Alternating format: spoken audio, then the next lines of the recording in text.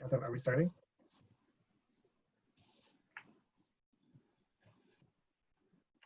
Okay, Jason, we have over 100 participants. We could start now. Great, wonderful. Good morning, good afternoon, everybody. Welcome to this latest installment of the ASAP webinar series on subaward management, creating pre-award assessments, managing and capacity building. My name is Jason Porter. Here's a brief agenda for our presentation today. So we'll do welcomes both from USAID and ASAP, announcements from me and Catherine Brokenshire-Scott. We'll then move into the subaward management, creating pre-award assessments, management and capacity building with Doug Franke from Sustainability Solutions. And then finally, we'll end with some tips and Q&A for local partners with Mary Gugi, the Capacity Development Director of ASAP.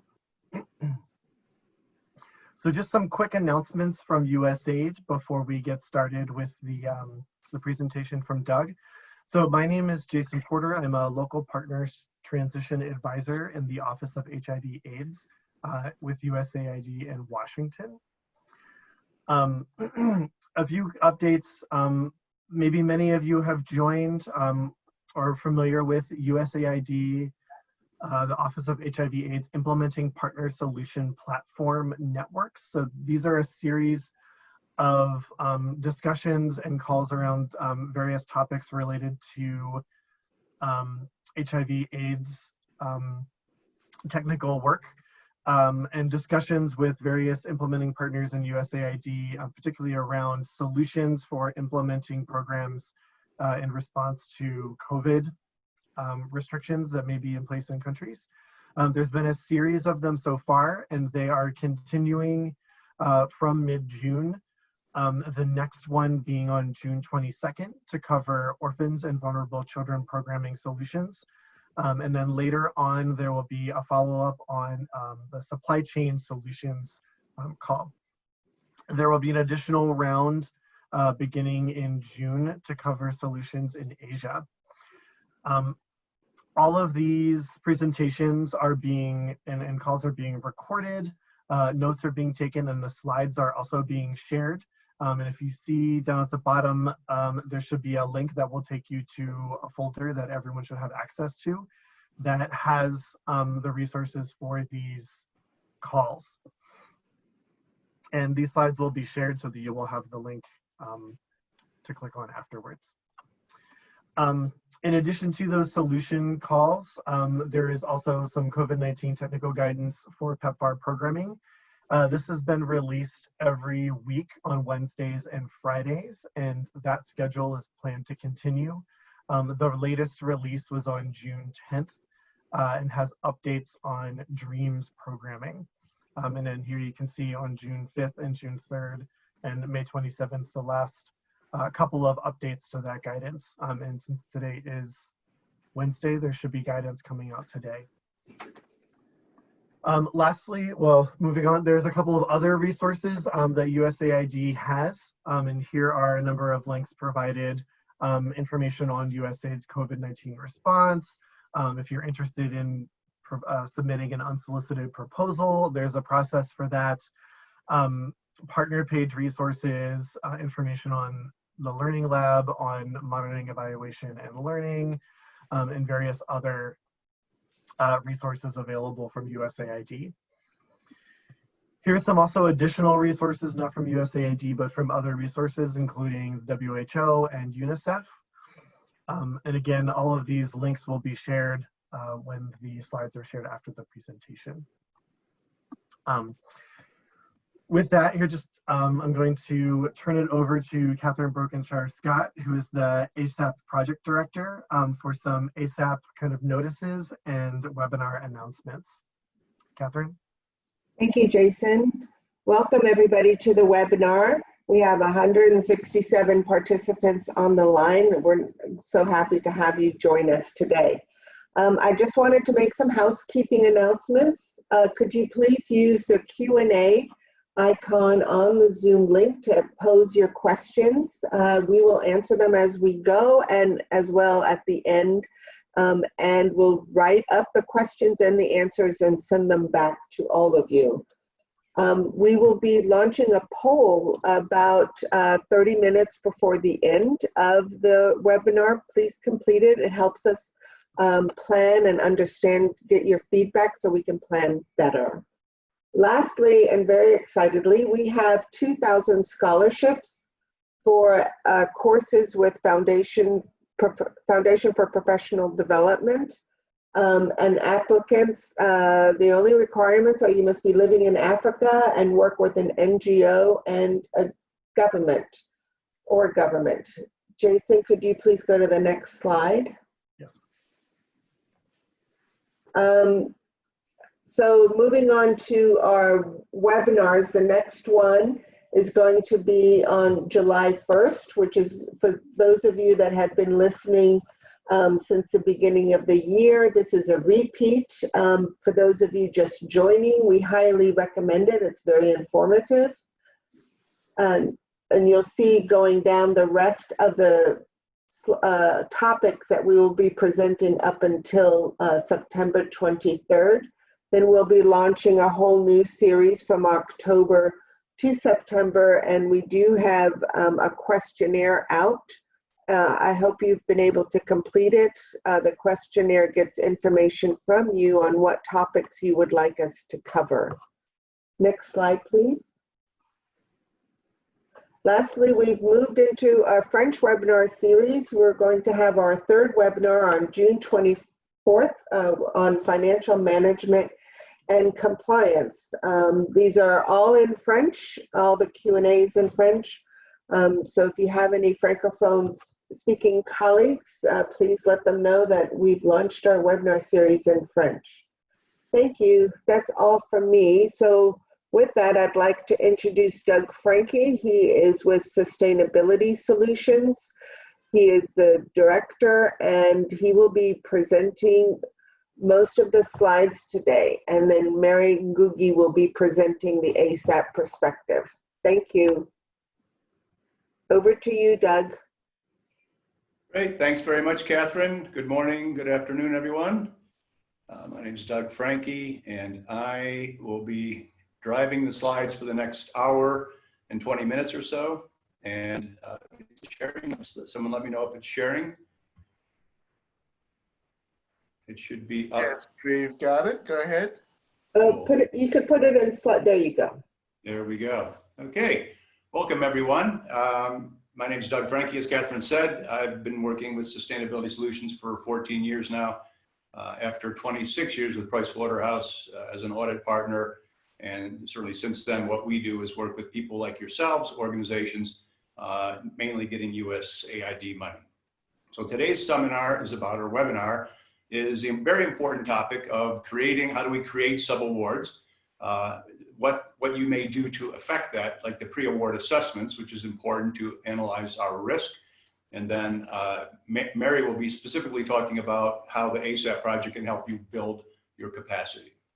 Okay, so again, we want to thank USAID very much for funding it, and IntraHealth and the ASAP consortium for holding these webinars. We found them to be helpful. Many of the participants ask questions later on, which shows that they've certainly gathered some information, some knowledge. Okay, so let's jump straight into it. As we said, that's the name of the course or the name of the module. We'll just carry on here. So, I mean, those of you, as Catherine said, we've had some webinars before, and some of these slides are repeats, but we think it's quite important because a lot of this information needs repetition.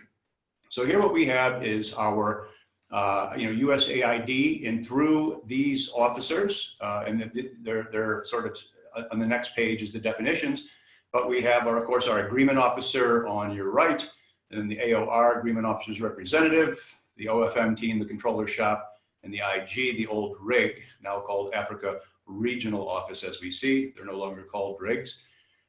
And the whole point is that team effectively, mainly through the AO, gives the prime their award. Okay, so it's quite important. That's the team that the prime will work with. But today's discussion is more what happens at the sub level. So if we certainly start by saying, okay, now it's a prime who's going to give money to the subs, how does that work? Okay, so it's very important to know, first of all, that someone serves the role effectively of the agreement officer. And that person, he or she, is going to be, well, they're going to have to manage all these things we're talking about. And certainly, I have a lot of sympathy or empathy for those people, because whereas AOs spend effectively their lives learning how to create awards, the AO person here, unfortunately, doesn't have that, well, they can't. They don't have the years of experience normally at a prime level in Africa. So, you know, that's why it's very important to learn here, and later on when Mary talks about what ASAP can offer, take advantage of that. Okay, and certainly the AOR role would be more the technical, making sure the programs are getting completed, and you know, the plans are being submitted, the reports are submitted, but this course is not really about that role, but certainly that's very important. And so what we have here is really, this isn't a role, it's a responsibility. I call it the subrecipient management team. So depending on, there's no doubt the prime is normally going to be doing program activities as well, but there needs to be someone who actually manages what the subs do. Okay, and that's what that's when we talk about who's going to do these sort of things, it's important that you define this pretty upfront and say, great, we have a consortium, we have primes, we have subs, someone's got to manage them. Okay, now we're distinguishing here between what I call sub L, which is the large subs, and we'll distinguish that as those subs that are going to receive, but more importantly, spend more than $750,000 in their fiscal year. Okay, they will be needing an audit, a specific audit, and how we manage them isn't necessarily different, but how the AO equivalent, you know, they're going to have to deal with that audit report, and we'll be talking about that. So therefore, the other ones, the sub L is the small audits, and the small subs. Those are those that spend less than $750,000. Okay, those will not be audited separately. Okay, this is not about audits, but I'm going to keep and again, just like last time, if I'm going to talk about audits, I'm going to wear this hat. This is the auditor hat. When I'm talking like this means it's an auditor viewpoint. So right now, it's not. It's more just a general viewpoint. Okay, in the middle there, this site, that concept is where normally it would be the prime is someone like an IntraHealth, FHI, DAI, and they have an office in an African country. That is, this course is not about that, but frequently that happens.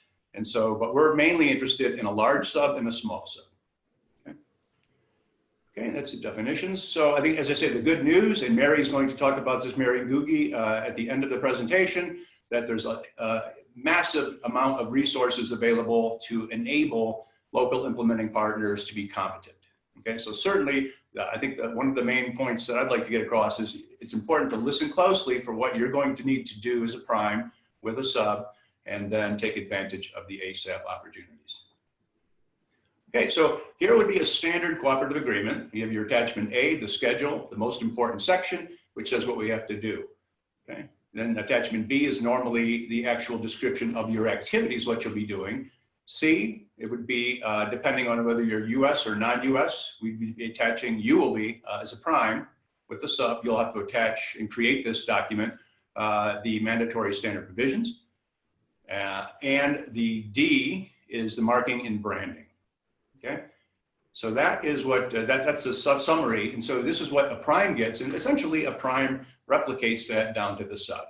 And so, as I said, that attachment A, that schedule there, attachment A is where all the details of what the prime is going to have to consider, including in their subrecipient's award.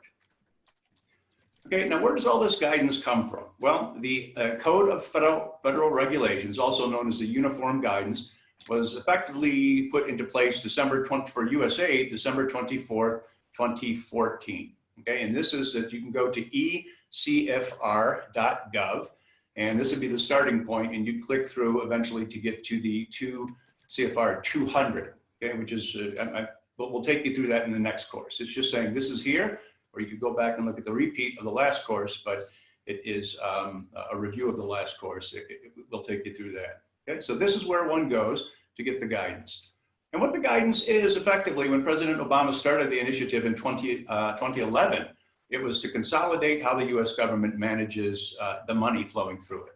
Okay, not just the money for overseas, USAID or anyone else, it's the entire federal government. Okay, so all these rules, we're not going to go through them, but all the rules with the red boxes are essentially, or the red X's, those are no longer applicable. And so now all those have basically formulated the new 2 CFR 200, which is in the middle of your slide. Okay, so that's quite important. That's the uniform guidance. People call it super circular, omnicircular, uniform guidance, but it's 2 CFR 200. Now, if anyone is here getting PEPFAR money from CDC, just note that the 45 CFR 75 is effectively the equivalent of the 2 CFR 200. Okay. Now, what I'm going to talk about a few times, it's very important to note that when USAID, sorry, I'll go to this next slide first. Every agency, what happens in the federal government, when the US government creates at the federal level rules and regulations, each agency has 1 year to decide whether they are going to accept those rules as is or make some changes. And you'll see in the top left corner, USAID certainly is an agency that created, that had some changes to what the federal rule would be. And that makes sense because AID's the most unique agency in terms of the money spent overseas. The rest of these, Department of Transportation, Department of Interior, certainly that's all domestic. Okay, so what happened is USAID, basically, they took advantage of the rule that said you don't have to apply everything if you don't wish to. And so what USAID said is, okay, for our non-US organizations, that's most of you, that's what this presentation is targeted to. For you, they have created what I call the light version. Okay, so everything USAID wanted the non-US organizations to know, they took out of here. This is essentially the 300 section, and I don't want to get too detailed, but most of what we're talking about now, the compliance rules, they took out of here and put into your mandatory standard provisions, and the RAAP means required as applicable. So depending on what you're doing, these rules may or may not apply. Okay, so we'll be calling it the light version. So now there is no light version for the US. The US organizations, the IntraHealths, DAIs, Chemonics, they all have to follow the full version. Okay, so let's just carry on then to so what is this? Well, here, this is what it looks like. There's the cover page for the standard provisions for non-US NGOs. And notice that it was updated just a few weeks ago, updated recently. At the bottom there, it tells you the date. So it was in May, just now, recently, that it's been updated. Okay, so it's about 96 pages, and certainly we don't have time now. I think we did a webinar on this. You can go back and revisit that. But that is essentially the compliance requirements. So this is what I call the light version. Okay, and the very first M1, the very first rule is quite important to note, because at 8 it says what applies, and it says what applies is what is in this award, created, of course, as a prime by the agreement officer. But this discussion is about subrecipients, then you, as the AO equivalent, is going to create this subaward and insert all these mandatory standard provisions. Okay, so the first one is absolutely mandatory. And what this says is what applies is what's in the award, which are those 4 sections I showed you. And notice here it talks about the 2 CFR 200 cost principles. Okay, we've already had a webinar on cost principles, and who knows, we may redo it. That was done in French as well. Okay, and the second point here, so it's the document itself, and the cost principles are pretty much what we will be concerned about today creating. Okay, then it goes on to say at B, this is effectively that all the costs have to be what we've talked about in the past. They have to be reasonable, allocable, allowable, and supported. Okay, now reasonable, those of you who attended the previous sessions know the concept here is the prudent person rule. And that rule is we are all prudent with our own money. Be as prudent with the US government's money, USAID's money as well. If you're careful with USAID's money as you are with your own, that's reasonable. Okay, allocable, we'll talk a little bit more about this as well, but it's the whole point of how do we allocate costs as direct or indirect or other direct costs. And the concept here is USAID wants us to be consistent between years and consistent between projects. Okay, so if you've got a global fund or Gates Foundation or EU project, and the question is, are you charging the US government its fair share? Okay, USAID's happy to pick up their fair share, but they don't want to pick up an unfair share. They don't want to pay more for rent if they're only using half the building, and the EU says, well, let USAID pay for it. That's not what it's about. USAID will pick up its fair share, but certainly don't expect them to pay more. Finally, allowable, that's again the cost principles. That's what cost can you charge to USAID? And then finally, supported. And that is, as an auditor, one wants to know, can you show me that you incurred that cost? Okay, so we'll leave it at that. If there's any questions, we'll cover those later. Okay, so relationships, it's just very important. I'm not going to read these slides. It's just important that you realize that especially a prime and a sub are going to have to do a lot of communicating, because a lot of the subs could be first-time USAID participants, and certainly they're local, and even the prime that we're talking about is going to be maybe a new prime.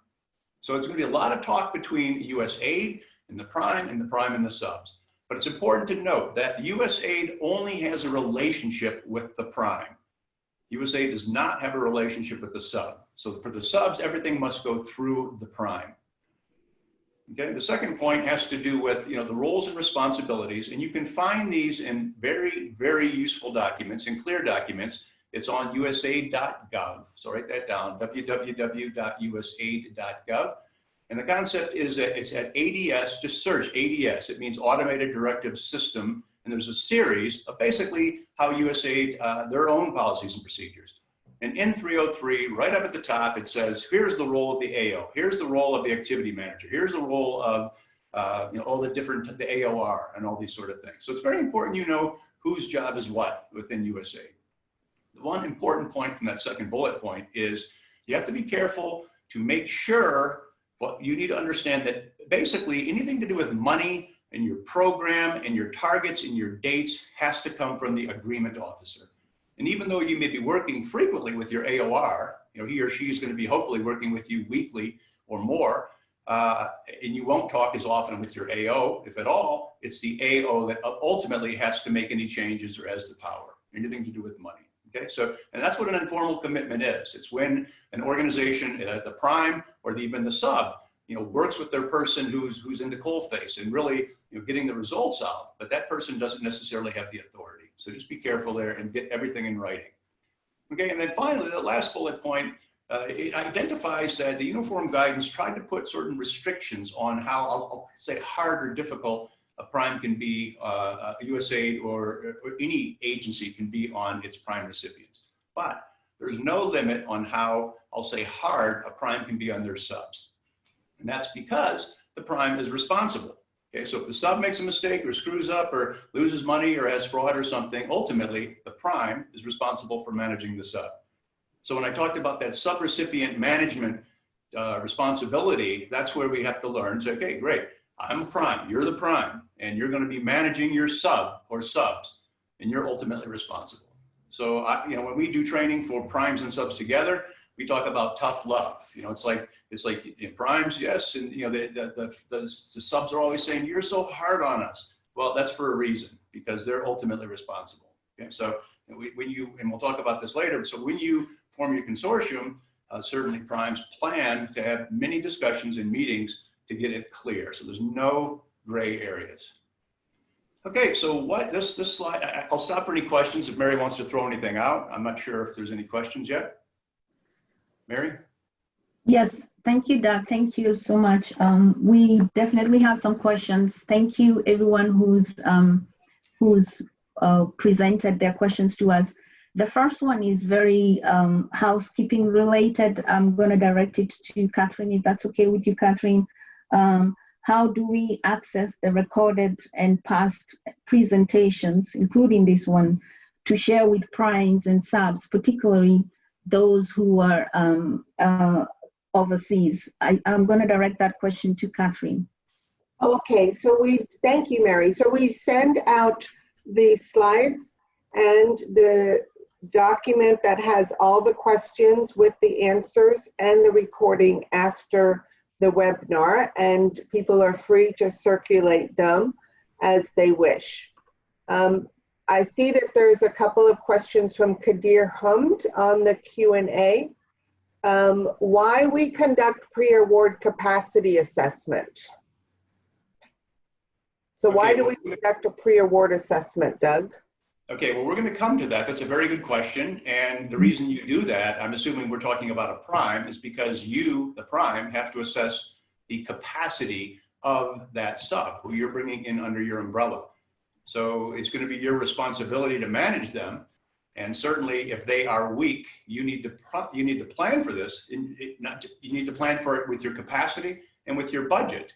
And as we're going to see, USAID and the US government is being very generous that in terms of enabling you to strengthen. It's not just enabling, it's an expectation, it's a requirement that you strengthen your subs. So that's why we do, and we'll talk about the NUPIS and these other assessments that you can and should do.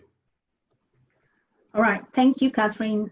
We also have a couple of additional questions on Q&A, Doug. I'm going to read out a couple of them for you. Some of them, I think you're going to answer them in the next slides, but I'm just going to read them out for you just so you can know which questions we have so far, and you can organize your thoughts. So the second question is, what functional areas of the organization should be assessed during the pre-award capacity assessment? I'll read that again.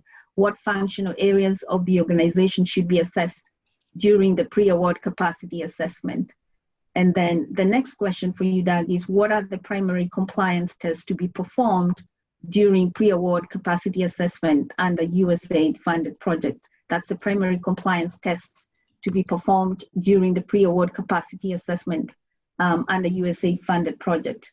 Then we also have another one, which I think you're gonna address later, but I'm just gonna read it out again. Clarify the 3 risk levels and how we can manage them differently for subrecipient management. That's about the 3 risk levels and how we can manage them differently for subrecipient management. What specific measures and enforcements should be taken for these 3 risk levels. The last one, Doug, what are the basic monitoring tools to subrecipient management? Basic monitoring tools to subrecipient management. Okay, well, those are all great questions. I think we will be addressing those as we go along. And I would just ask the person who talked about the 3 levels. I mean, I didn't say 3 levels. I think you're assuming maybe high, medium, or low. But I will certainly, it's certainly a continuum. You might be very strong in certain things and non-existent policies in others. So we will try to focus on what we've found is either auditors or NUPIS participants for ASAP, where we see normal risks. And also we work frequently with agreement officers across Africa and the Inspector General and his team, a fantastic group down here in Pretoria. It's just, you know, that's the whole point. Understand where your risks could be, understand where other people are not addressing those risks, and be prepared. As we said, ASAP's going to give you a lot of opportunities to strengthen. Let's just be aware of where those risks are. So I think we'll cover all those topics as we go. Anything else? Is that it, Mary? Yes, on slide 3, we had a question on slide 3. Where do we locate technical assistance in the chart that you presented on slide 3? Slide 3 would be, that was 1, 2, 3. That's 3 there. What about the technical assistance? Say again. Yeah, please. where do we locate technical assistance in the slide? Well, where do we allocate technical assistance? Okay, so where do we locate? Sorry, where do we locate? Locate. Yeah. Meaning find. Where do we find technical assistance? Yes, absolutely. Well, this is sort of an organogram-ish of responsibilities of who does what. So certainly, I mean, technical assistance right now, what this whole program that we're doing right now is USAID through the ASAP project, giving technical assistance to the prime. Now, when it's given that this discussion is about primes assisting subs, that's what this subrecipient management team would do. They would be empowered, and we will cover this, to assist subs, not just the small ones, but the big ones as well. But it's more important they control the big ones, because the big ones are normally strong. But no, it'll be this team here with this person's approval who is going to assist. And Mary, that's the type of things you're going to be talking about. It's helping out with whatever, training or templates or the new subrecipient management guideline. And those are all fantastic tools. That's what the technical assistance is. Thank you, Doug. That's all for now. Thank you. Great. Thank you. Good question. Okay, so we've been through here. So what this slide highlights is, again, certainly we're talking USAID is the agency giving the funding, and generally we have non-US, also known as foreign prime recipients. That's many of you. And notice I start to put in here some of the wording. So what is going to be attached to your award primes, and what you are going to get or receive is the non-US mandatory standard provisions, right? That's these. It says there, non-US NGOs, this is your standard provisions. This is the light version of the CFR 200. Okay, so that is this, the non-US mandatory standard provisions. That's what's going to be in your award. Okay. Okay, so you certainly must read those. And then most of the time, you will be giving funding to local implementing partners, who are also non-US. So effectively, the rules that apply to you, the prime, also apply to the sub, which is quite good. So you have to learn, and hopefully you are already learning if you're a sub right now. And as we certainly walk people through your nupuses, we try to explain what you're going to have to comply with when you are a prime. Okay, so it's the same rule set. So that's quite nice. You're playing the same game effectively. Okay, the challenge is, that's why there's a red box around this other one, if you, for some reason, have a US sub under you. And as aid has transitioned sometimes, the locals, they say, well, okay, let's put someone under you like an IntraHealth, DAI, FHI, all the some of these other groups. The challenge there is they don't have a light version. They have the full version. Okay, they have the full 2 CFR 200. Even though they have mandatory standard provisions, those are additional to the uniform guidance. Okay, so it's just a little bit careful there. You have to realize you as a foreign prime, if you have a US sub, you have to manage them with rules that don't apply to you. Okay, so you really need to be ready if that's the case. I'm not saying they necessarily are going to need the help. It's just your job is to manage them. And so certainly it's an awareness to understand what you're getting involved with. Okay, so these are the items we're going to flow down. I'm certainly not going to read these, but what happens is in the mandatory standard provisions, in this document, it says at each one, do you have to pass down or flow down these provisions to your subs? Okay, and most of them are yes. M1, yes. 2, so that's what we looked at earlier, allowable costs. What can you charge to the US government? And M2, your accounting and auditing, and I'm certainly not going to go through all of them, but the whole point is there's quite a few, as you'll see, that are important. And many times people just flow down the whole MSP. And I was speaking with an agreement officer a few days ago, and I just asked, you'll notice M5 isn't there. It doesn't specifically say you must flow that down, but that's the rules on procurement. And I'm sure they are meant to be considered. So just assume for purposes of completeness, you will probably flow down or pass down all of the mandatory standard provisions to your subs. Okay? And then there's the required as applicable section. Okay, and it is exactly what it says. It's applicable. So travel and transportation. Well, if you're not going to travel, then it doesn't make sense to flow this down. Okay? If you're not going to have condoms, okay, then obviously you don't pass down that clause or the provision. Same thing, like protecting life and global health. That's very important. We had last week, we had the webinar on that, the very useful webinar. Okay, well, it's very important that, but if you're not doing anything with,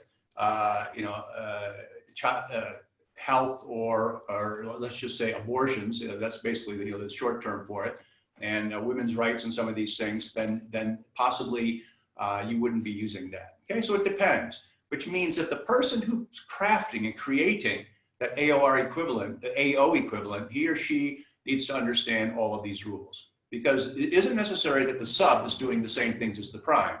Frequently, your consortium gets put together because these guys are great at this, we're great at this, they're great at this, and so you might be splitting the technical, actually the program, but it's the prime who has to put together the subs agreements. Okay, so you're just going to need to be aware of all of these provisions.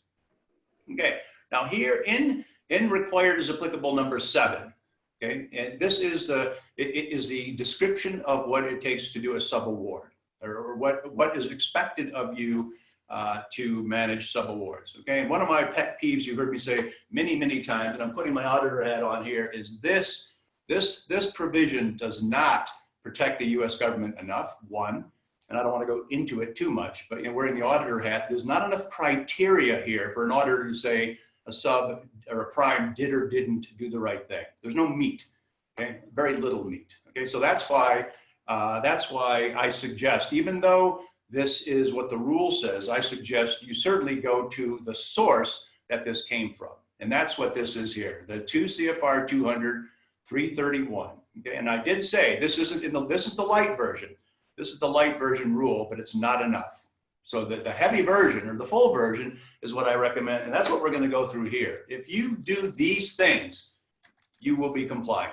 And your subs, if you're doing the right thing, they will work with you. Okay. So let's look at what the full rule set says, and that will hopefully protect you and help you. Okay. Now, notice the very first words, all pass-through entities must. Okay.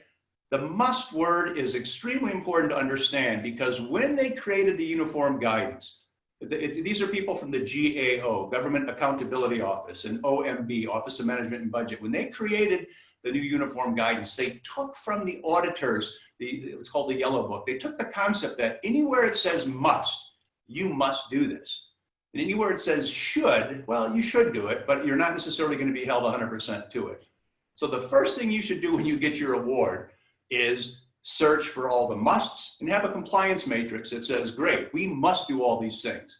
And then make sure you assign responsibility, deadlines, and those sorts of things, okay? Just to make sure that you're going to be compliant. Okay, and you'll notice in this 331, there are many musts. So that's what I'm saying. Let's be compliant, let's understand what we have to do, and then you will be compliant, and you shouldn't have any problems. Okay, so what happens is you have to make sure that you create a proper sub-award. Okay, I'm not going to go through it. There are 15 specific points that you have to include in there, and just do it. That's probably what the AO has put into your award. And so likewise, you can obviously follow the the various points, but it's almost going to be potentially a carbon copy of what your award has.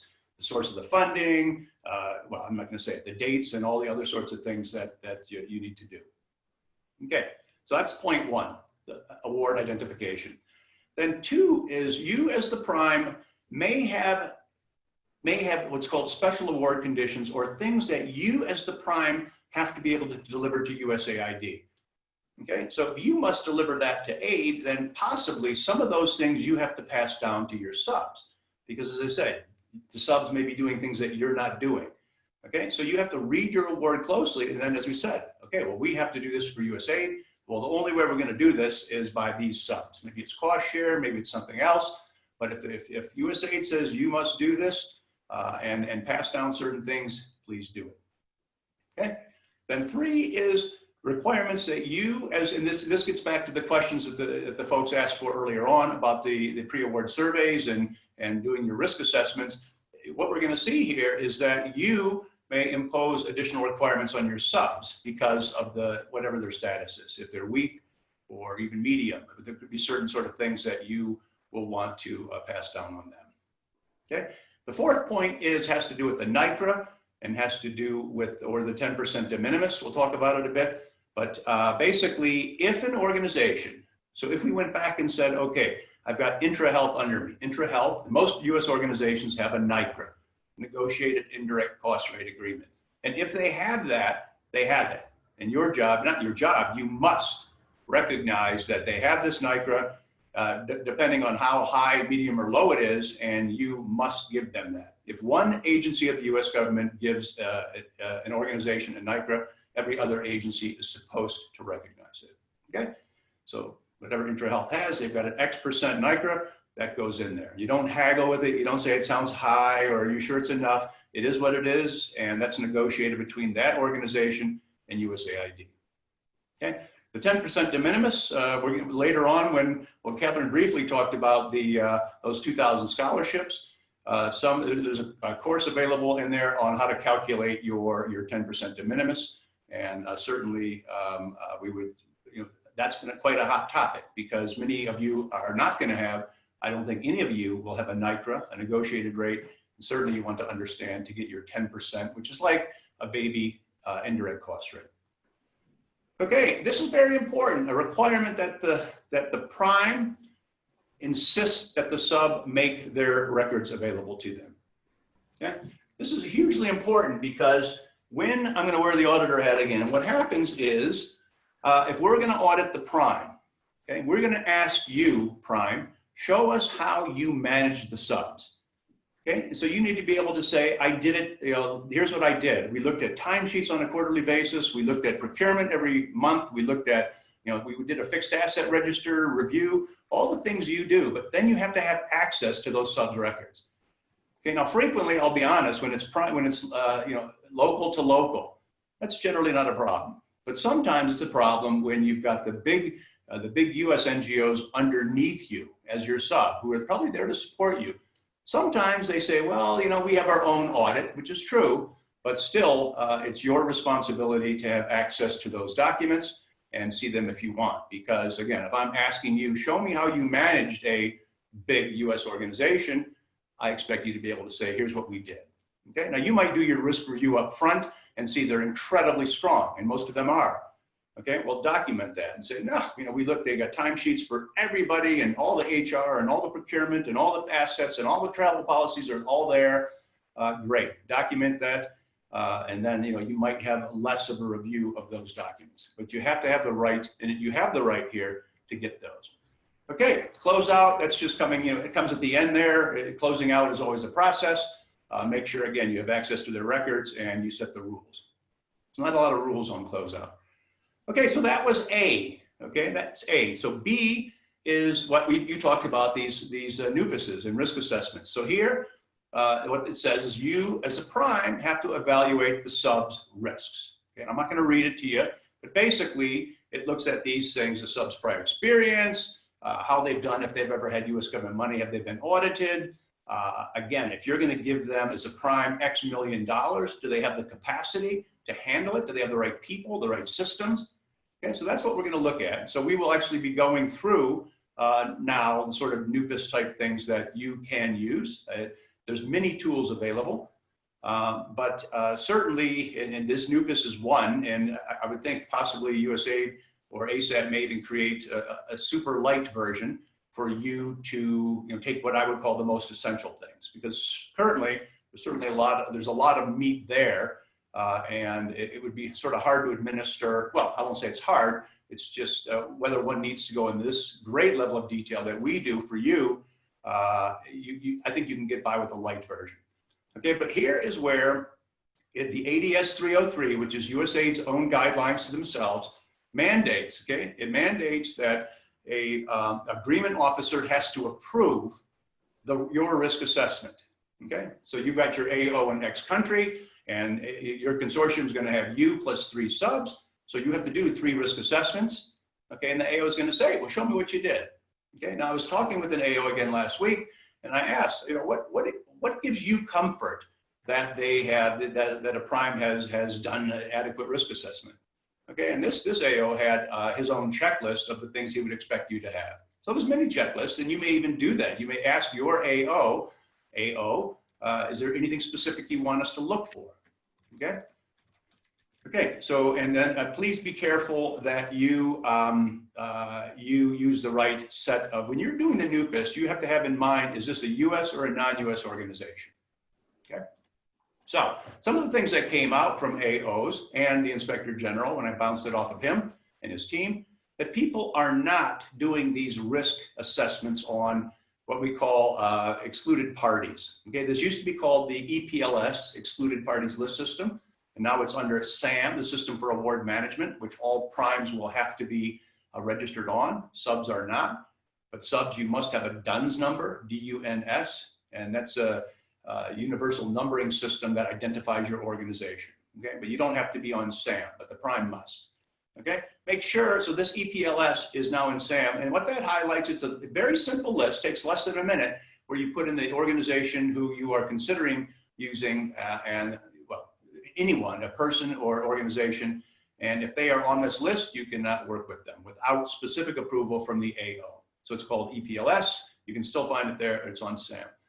Likewise, there's at treasury.gov. You can see the URL there, www.treasury.gov.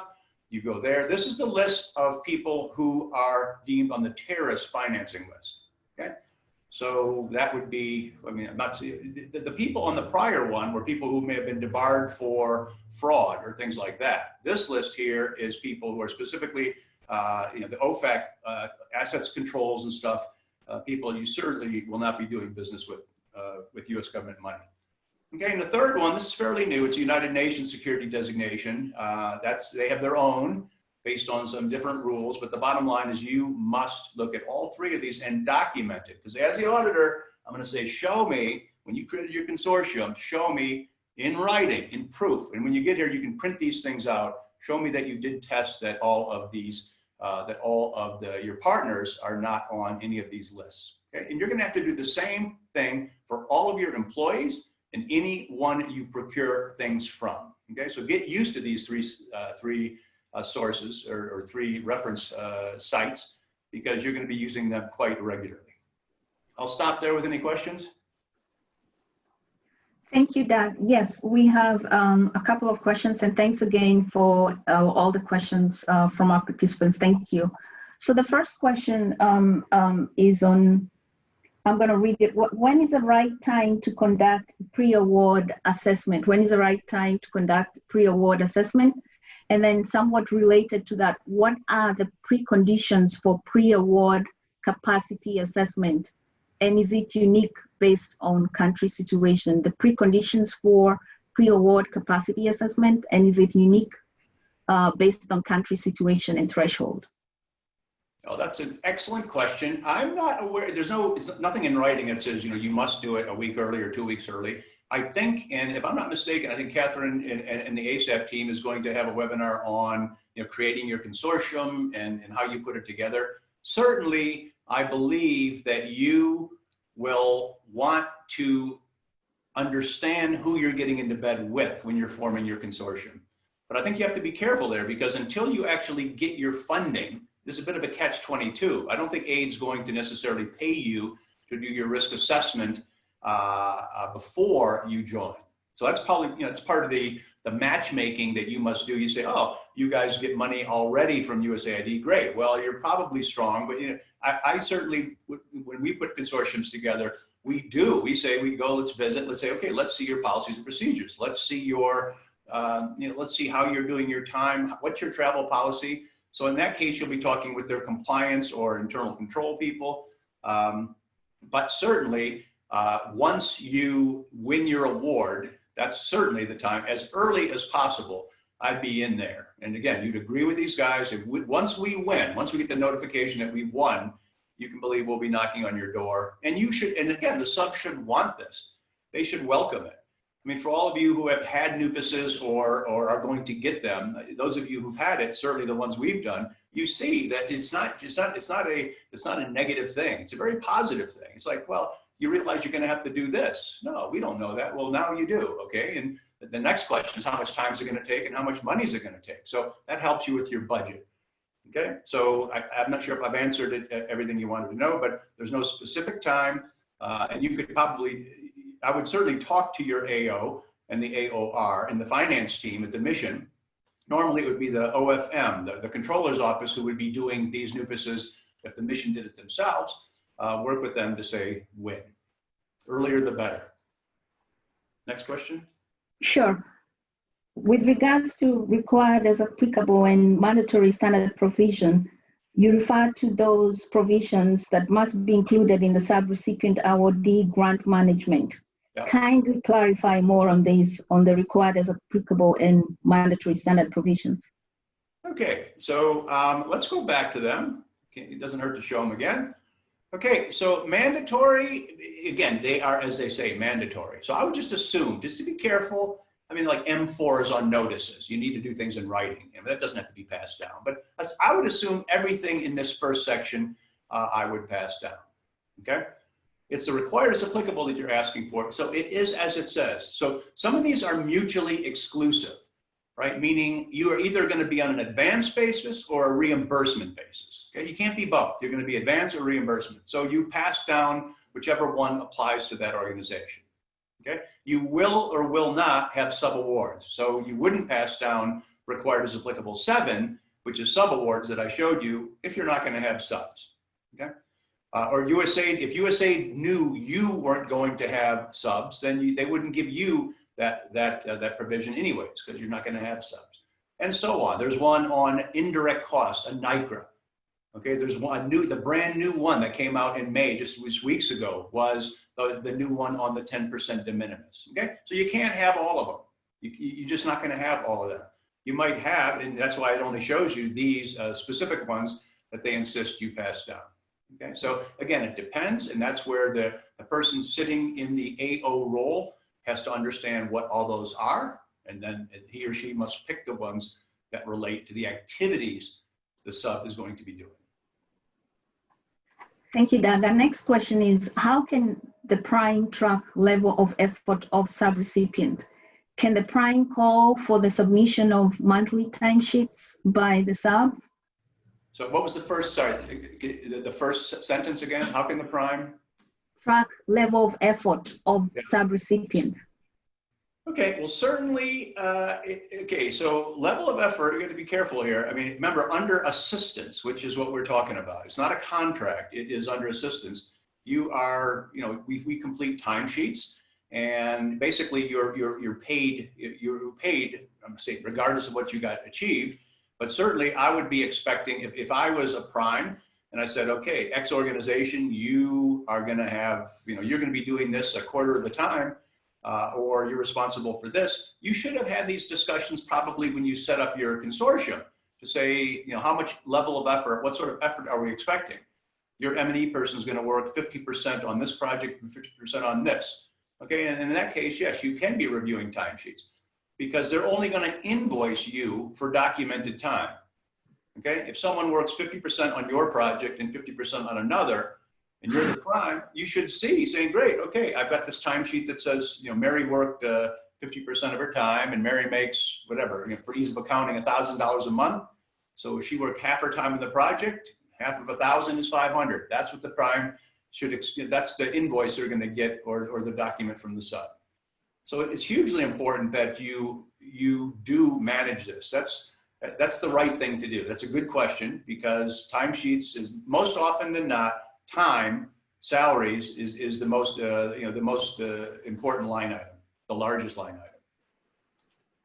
All right. Our next question is it possible to have the 10% de minimis approved in a cooperative agreement that is presently running without it? Yeah, that's a bit tough. I frequently ask AOs this, and the challenge is when they created, let's just say this, the best time to do it is now when you're starting an award, for sure. It's a bit tough to add in money because they, the money, when the project was designed X years ago, year 1, 2, 3, wherever we are, 3, 4, okay, it's a bit hard for an AO necessarily to find new money for this 10% de minimis. I'm not saying it's impossible. When we trained various USAID missions and we posed this to the team, which is including, of course, the AOs, AORs, the whole, every possible part of the mission. But at the bottom, at the end of the day, your compliance is the most important thing. And I know the AORs hate to hear this, but if you're supposed to have 10,000 orphans, if you're challenged, or 1,000 orphans you're supposed to manage, but you're not going to have any money to comply with your audit or something. Unfortunately, something has to give. And at the end of the day, as much as I hate that you won't achieve your goals, and this is all going to be big discussions with your AO and AOR, you certainly have to be compliant. So the 10% de minimis, getting back to the 10%, plan for it now. To go back, certainly ask your AO and working with your AOR to say, look, this is now, it's an election, okay? And it's just write this down. It's 2 CFR 200.414. F, subsection F, that's where it says you can elect to receive it. But I have great sympathy for AOs who just say, look, I don't have the money. So try it, start the discussion. All right, our next question, thank you, Doug. Our next question is, are there any different requirements for organizations if the pass-through institution is a local implementing partner and the subrecipient is US-based NGO? Are they required to follow the same grant agreement treatment, specifically in relation to managing the grant management activities of subrecipient and pre-award assessment? Cool, there's a lot in there. Good question. You as a local prime, still have to show, you're going to have to convince the AO that that sub, US or not, is competent. Okay, now of course, if IntraHealth is your sub, they are going to be able to show you exactly, they'll be able to show you the NUPIS results. They do them all the time, their own. But they are compliant. So I don't think and a lot of times if you're going to have a US sub under you, that may be by design. The mission may say, look, it wouldn't hurt you. And they're never going to tell you. They can't direct you to do things. But they may say, well, you're new and why don't you have consider having a large US as part of your program? So, it depends on, it's about if you're going to be the prime, your job is to assess your risk. Okay, so would I feel at risk if IntraHealth was under me? No, because they know what they're doing. Okay, but if I had a new, Lesotho or a Swaziland or Eswatini or whatever, a new local sub that's never had US government money, I'd be looking pretty hard. Because remember, the prime is ultimately at risk. Next question. What's the eligibility criteria for getting USAID funding? Is the award limited to only HIV or can also be extended to other emerging issues like COVID-19 interventions? Yeah, well, the USAID, it's a good question. If you go, you can, in this ADS 303 that I've mentioned, okay, there is a section on applying for, applying just outright for funding, okay? But generally, USAID puts out, and you can go to www.usaid.gov, okay, and at there, or go to grants.gov, www.grants.gov, and you can search, okay, and every time the US government is going to put out a cooperative agreement, more than $25,000, they must include it on that website. Okay, so it's got filters. You can say, great, I'm in Ethiopia, or I'm in Nigeria, or wherever you are. It could be East Africa, North, West, South Africa, but basically you can search by country and see every probable project coming out. Also, there's something called a business forecast, which is on the USAID website at the very bottom, okay? Or if you're gonna go for if you're going to go and just propose to USAID for that, that is at that ADS 303.3.3.25. Sure, get there. Okay, but that's where you go for unsolicited proposals, it's called. Okay, it can get quite detailed, but there's good guidance there for how to propose to USAID. Realize it takes time. Okay, and right now they're incredibly busy on the COVID-19 and flowing a lot of those funds through many of the PEPFAR partners. So I'm not sure they're going to have time for all of a sudden in the field, these unsolicited proposals come in. All right, I'm gonna read the last question for you, Doug. Should I access a sub partner if I'm just extending the sub award? Somewhat related, another question: are local implementing partners, are the local implementing partners okay or allowed to do the pre-capacity assessment by themselves? Are they allowed to do the pre-capacity assessments by themselves? Okay, well, it's the first question, and if they're related, but yes, you can. These are not private documents.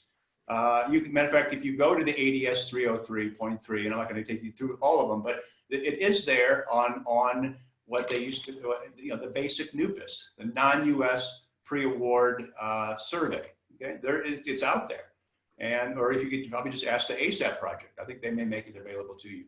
So, but there's also other types of tools that are more self-assessment. The NUPIS is meant to be administered by people asking, I'm saying the right questions, but people who understand what they're asking, okay? So, but yes, certainly when we go perform a NUPIS under IntraHealth and ASAP, we make the tool available to the people because we want you to be ready, okay? Now, sometimes people say, oh yeah, we got this, and they just made it yesterday, but the bottom line is at least they're going to be aware of that they need policies and procedures and things like that. So yes, the bottom line is yes, you could, but still as a prime, you're going to want to double check that that's correct. Good question. Next. All right. I'm cognizant of time here. Yep. The last question is, what is the minimum score for pre-award assessment for sub or prime to qualify for an award? I'm not sure there's a minimum. I mean, if they're, well, put it this way, if you're the prime and you would go out and do an assessment and the organization isn't legal, they don't have any staff, they've got no IT, zero experience, no technical capabilities, you should think twice about bringing them on board because you're responsible for them. So, I mean, if they truly can't deliver, that's a tough choice. Okay, if you take on organizations that you've assessed to be incredibly weak, realize that you're taking on the burden of strengthening them. So, careful what you wish for. Thank you. That was the last question. Fantastic. Okay, so let's get through some of these other things. So, as we say here, we talked about SAM and these things. Okay, so again, keep in mind that if it's going to be a non-US organization, you should be assessing them under capacity to deal with the non-US standard provisions. Okay, and again, at IntraHealth, they're a large US organization. You would use the US mandatory standard provisions, but I would probably not have many concerns about a large US sub under me. Okay, so here's just some of the things, and you're going to get these slides, so I'm not going to go through them all, but I'm just going to highlight some of the areas where there are risks, and you should be truly making sure that these that sub-organization has it. So are they legally organized in the country? Okay, most countries have some sort of NGO requirement or NGO act that requires they have a governance, a board that meets X times a year. You want to see that if they're registered for VAT or any sort of taxes. It's very important because the US government doesn't want, and they will not do business with an organization that isn't legal. Okay, so just make sure you do those. And again, I'm not going to read these. So here we talk about the financial controls. Okay, very important. How are they going to manage the money? So are they going to have a financial system? How do they use spreadsheets? Do they use Microsoft something? What do they use as their accounting system? You don't need a sophisticated system, but you need some system that can take that defines projects and has some sort of overarching control over all of your funds. So you need to have a general ledger that you can break into projects to prove to the auditor that you've allocated costs correctly. Okay. Internal control, I think we have a whole course on that separately, internal controls, but it's quite important that you have a system of controls. And many small organizations just aren't going to have us, and you don't need a sophisticated one. But I do want to see segregation of duties. I want to see responsibility defined. I want to see people's roles defined. These are the sort of things that a control system would have. Okay? Adequate records, as we see. The next, allowable, unallowable. You must know what you cannot charge to the U.S. government and USAID. Okay? So it's going to take some time. You may not be right now, you may not be a partner, but you're going to say, okay, guys, well, when you do get the funds, you're going to have to read these cost principles and make sure you're only charging the prime, and the prime can only charge the U.S. government, USAID, certain types of costs. Okay. What do we have here? Procurement, very important. Procurement is one of the areas that changed fairly drastically when the uniform guidance was put together. So the procurement rules, funny enough, came over to the uniform guidance from the state and local government. So many organizations did have to change it. So procurement, again, how do you buy things? Okay, what policies do you have? How do you create your preferred vendor list? Okay, what thresholds do you use for certain type of things? If someone's going to go out and buy $100 worth of something, that's some control has to be there. But if you're going to go out and buy a $10,000 something, that's going to be a different type of procurement process. Okay, so you're going to need these, and these must be in writing. Okay, and you'll notice the last bullet point, very importantly, one of the more recent changes in the mandatory standard provisions has to do with conflicts of interest, having to declare conflicts of interest. One of the upcoming webinars is going to have a conflict of interest discussion. That's the fraud one coming up, and it's very important. There are always conflicts of interest. So a conflict of interest is not a problem. It's if you don't declare it. Okay. So my wife may work at the computer shop and we need computers. Well, is it a problem if we buy from them? Maybe, maybe not. But you have to say, sorry, I can't be part of this procurement process because of this situation. Or your cousin works at the subrecipient or whatever. You have to understand conflicts and declare them. Okay. So there's nothing wrong with a conflict. There's something definitely wrong with a non-declared conflict of interest.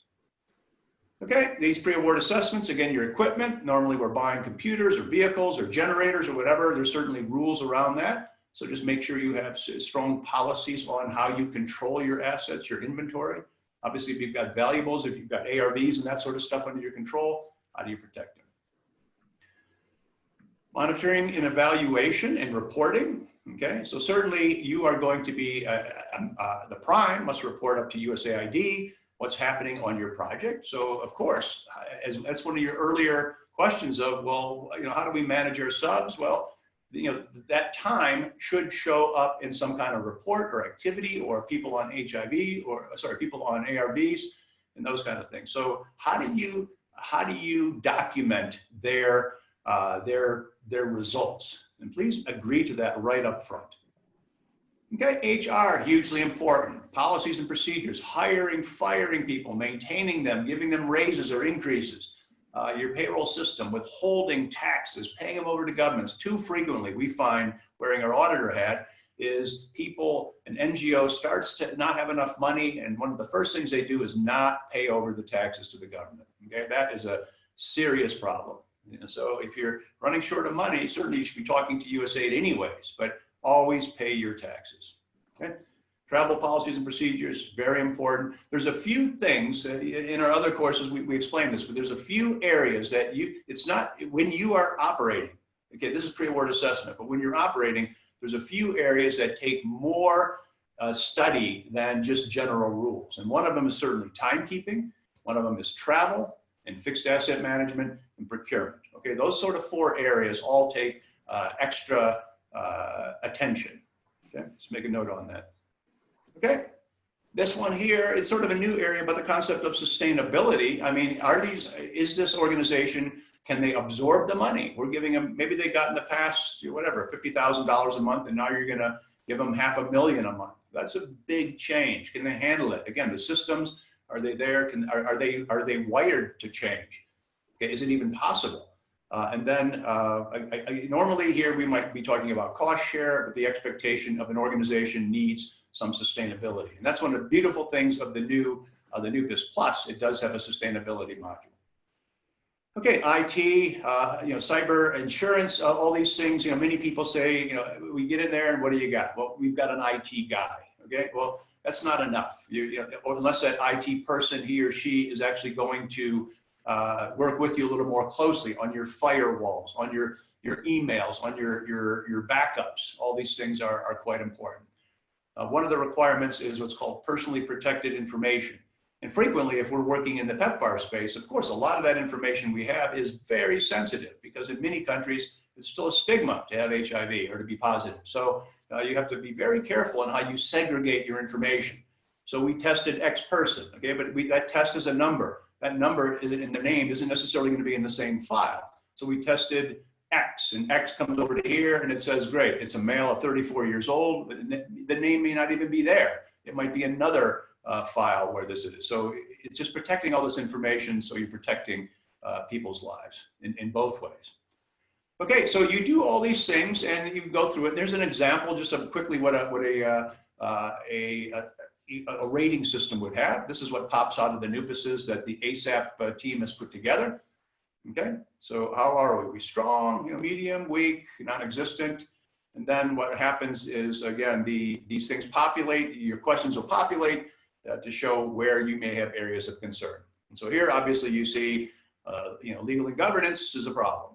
They may not have a board, they may not even be registered yet, those kind of things. M&E, maybe they don't have a monitoring and evaluation function because they never had to. Okay, just because someone's weak doesn't mean they're not eligible. It just means you are going in with your eyes wide open.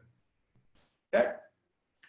So if in this situation, so we've been through A and B, and I know I've got limited time here to get through a lot more. How are we doing on time? Mary? Just want to know how much time more we have. I think I should have maybe about another 20 minutes. Yeah, correct. It's 9:40 now. You have about another 20 minutes. Great, thank you. Okay, so what happens is, so A is creating the right award with the pieces, B is performing these risk assessments, and C is basically, if they are weak, then you should consider imposing what are called special award conditions on the sub, just like USAID would do for a prime. So prime gets assessed and they say, okay, you're a little bit weak on timekeeping and procurement, so we expect you, and this would be right up front in your award. I'm not going to go back, but if you went back to the slides where it was a Schedule A, one of those conditions would, or one of those provisions would be, you must fix these things normally in the first 60, 90 days, okay? So this is what you do for the sub. Again, you said, okay, well, you are in this case, okay, well, I see you don't have something wrong with your governance structure. Something's wrong with your reporting. Okay, so what we're going to do is we're going to put into your award specifically, okay, here's exactly what you must do. Here's a recommendation. We recommend that you hire an M&E person, or you finalize your governance structure, you define your board, all these things. And then they're going to come back in 60 or 90 days and test whether you've done this. Okay, and if you haven't done it, then that's time to say, all right, well, maybe you're not the partner for us. Okay, we tried, it was nice, but if these are critical things that if you're failing, the prime's failing, because the prime's responsible for the sub. So if the sub just cannot deliver, then unfortunately, they may not be the partner for you. Okay, D is getting on to monitoring now the activities that the prime must do. And I'm not going to read this to you, but basically, that's your job. Okay, you're the manager of the consortium, so you've got your team. This is your subrecipient management team. It's not all finance guys. It could be men and women who are, AOR type people who are the technical, who are the experts in the science, whatever you're doing. Okay, the delivery. Okay, those people. So one, review financial and performance reports. Okay, are they achieving? So that gets back to your earlier question. Are they achieving? Well, you're going to have to find out, because you must manage this. Okay. And notice this is a must. I'm going to highlight here the very first slide said all pass-through entities must A, B, C, D going forward. Okay, so now you must monitor. That's a must already. And then down here it's saying pass-through entities monitoring must include these things. Okay, so wearing my auditor hat would say, all right, show me you're doing this, Prime. Show me that someone. Where's your control person who is complying with this requirement? Okay, so you review reports. Well, you expect to do that anyways. And I want to say that financial reports, too frequently, people are trusting what comes up from the sub. And I'm not saying don't trust them, but trust and verify. Make sure. That's why when you do your pre-award assessment, you say, okay, can you give us monthly reporting? Okay, great, because we may or may not ask for it. It's up to you to decide on the risk. Okay. Okay, so 2, follow up and ensure that sub takes actions on any deficiencies. Now, I don't want to get too deep into this, but if they have been a U.S. government partner before, they may have had audit findings. Okay, and certainly there is a class available of those 2,000 scholarships on preparing for your audit and your first audit. But it's very important that as a prime, if your sub has issues, you have to deal with them. Okay, your job was to manage them correctly and help them. So if there's weaknesses there, that could affect your financial statements as well. So problems at the sub level flow up to the prime. Okay, and then the third one is issuing a management decision. Just like when the AO receives your prime audit report, he or she must make a decision. Am I going to accept these costs, or am I going to reject them and make you pay back the money? Okay, you have to make that tough choice for on behalf of the U.S. government of what happens at the sub level.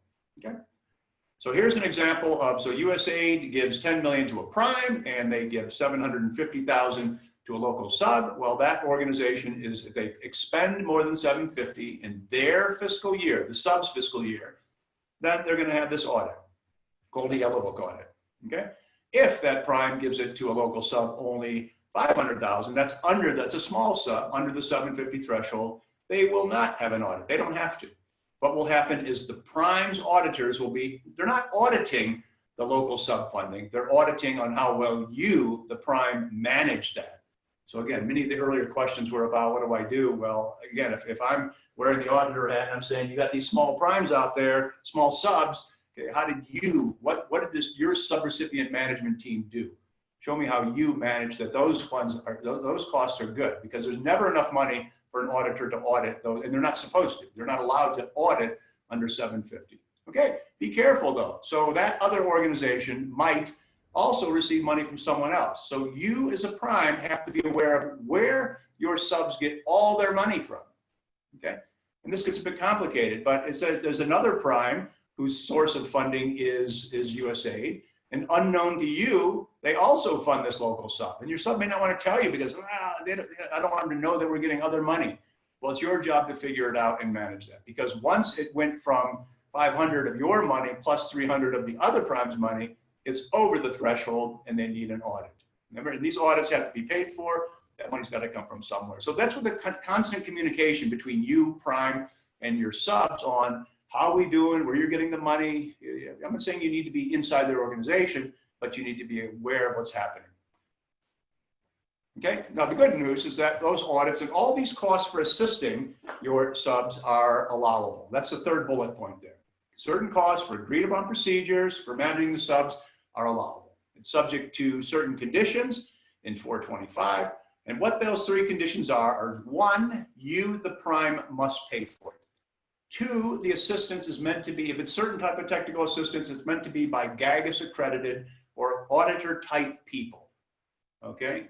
And three, it cannot be an audit, but it's quite wide in terms of the latitude you have on cost principles, mandatory provisions, internal controls. So you get a lot of opportunities to strengthen those. And that's what Mary's going to be talking about a little bit later. Okay. Okay. So here we say is great. That's exactly what this is a prelude to this, because depending on you, the primes, your assessment of how weak or strong these guys are, you can do these three things. Provide them with training, technical assistance. Mary's going to talk about that. Perform the reviews of their programs. That's more the technical side. And three are these agreed upon procedures that I just mentioned. Okay, agreed upon procedures where the prime pays for the strengthening of the subs. Okay? That's why you need to be aware when you're doing your budget up front. If you're going to have a lot of weak potential partners, ask for the money and put that in your budget. We'll talk about that in the next week or 2 weeks from now. Next week's the French version. 2 weeks from now, July 1st, we'll be covering when you're doing your budget. You need to be aware of all these potential costs, because all these risks that you're going to fix come with costs. Okay, so now the capacity building section, and I'm going to get through these fairly quickly because it's going to be Mary's turn in a minute. Okay, so basically you realize they have some weaknesses. Okay, what can we do? That's the 331E that I just talked about there. Okay, so it's your job to manage the subs. So what do? As we said, you're ultimately responsible. So start early. Start when you're doing your proposal, when you're forming your consortium. Okay, making sure that not only are they capable technically, but capable compliantly, financially. Okay, and it's, the sooner the better you start talking about this, the better. The sooner you start talking, the better, because a lot of times people don't spend enough time considering your options for partners. So do that up front. Okay. So what do we have? Sorry, 1 second. Okay, so I would certainly, your training can be on all of these types of things, and I'm going to leave that to Mary to talk about what the ASAP project is funded. Now, and I have to admit, I started working at USAID Cairo in 1982. That was my first project for USAID, and one of my, it was an agricultural import project. And I looked to see, and there was always expectations of these importers. And I was saying, well, but they don't know the USAID rules. And the answer was, well, they have to learn them by themselves. Okay. And obviously we're 38 years later. And I have to admit, there's never been, I think, a more helpful project than this project. I mean, USAID's paying the IntraHealth Consortium, which is quite a group of good organizations with fantastic capabilities. They couldn't do more to strengthen local implementing partners, but you need to be aware of what either your weaknesses are, or what in this case, you need to be aware of how you're going to help those subs. Okay, so what are we going to do here? Well, it's going to be training, going to be all these. Reporting, of course, is in theory, these are the types of things we'll talk about, but I'm going to be very quickly. So you can set up, and Mary will talk about the templates for financial reports. I'll show you one now. Okay, but again, if you're going to have multiple subs, primes, you should try to have a consistent framework for what you need so that you can consolidate it quickly. Your spreadsheet should feed into each other and things like that. Okay, and defining how often they're going to have to give you information. Okay, here's an example of a report. Pretty standard type stuff. How much money are you giving the sub? What's their total obligation? What are you planning on eventually giving? The total budget could be there. Then the obligation, which means how much money is actually available. How much have we received to date? How much are we requesting for the next period?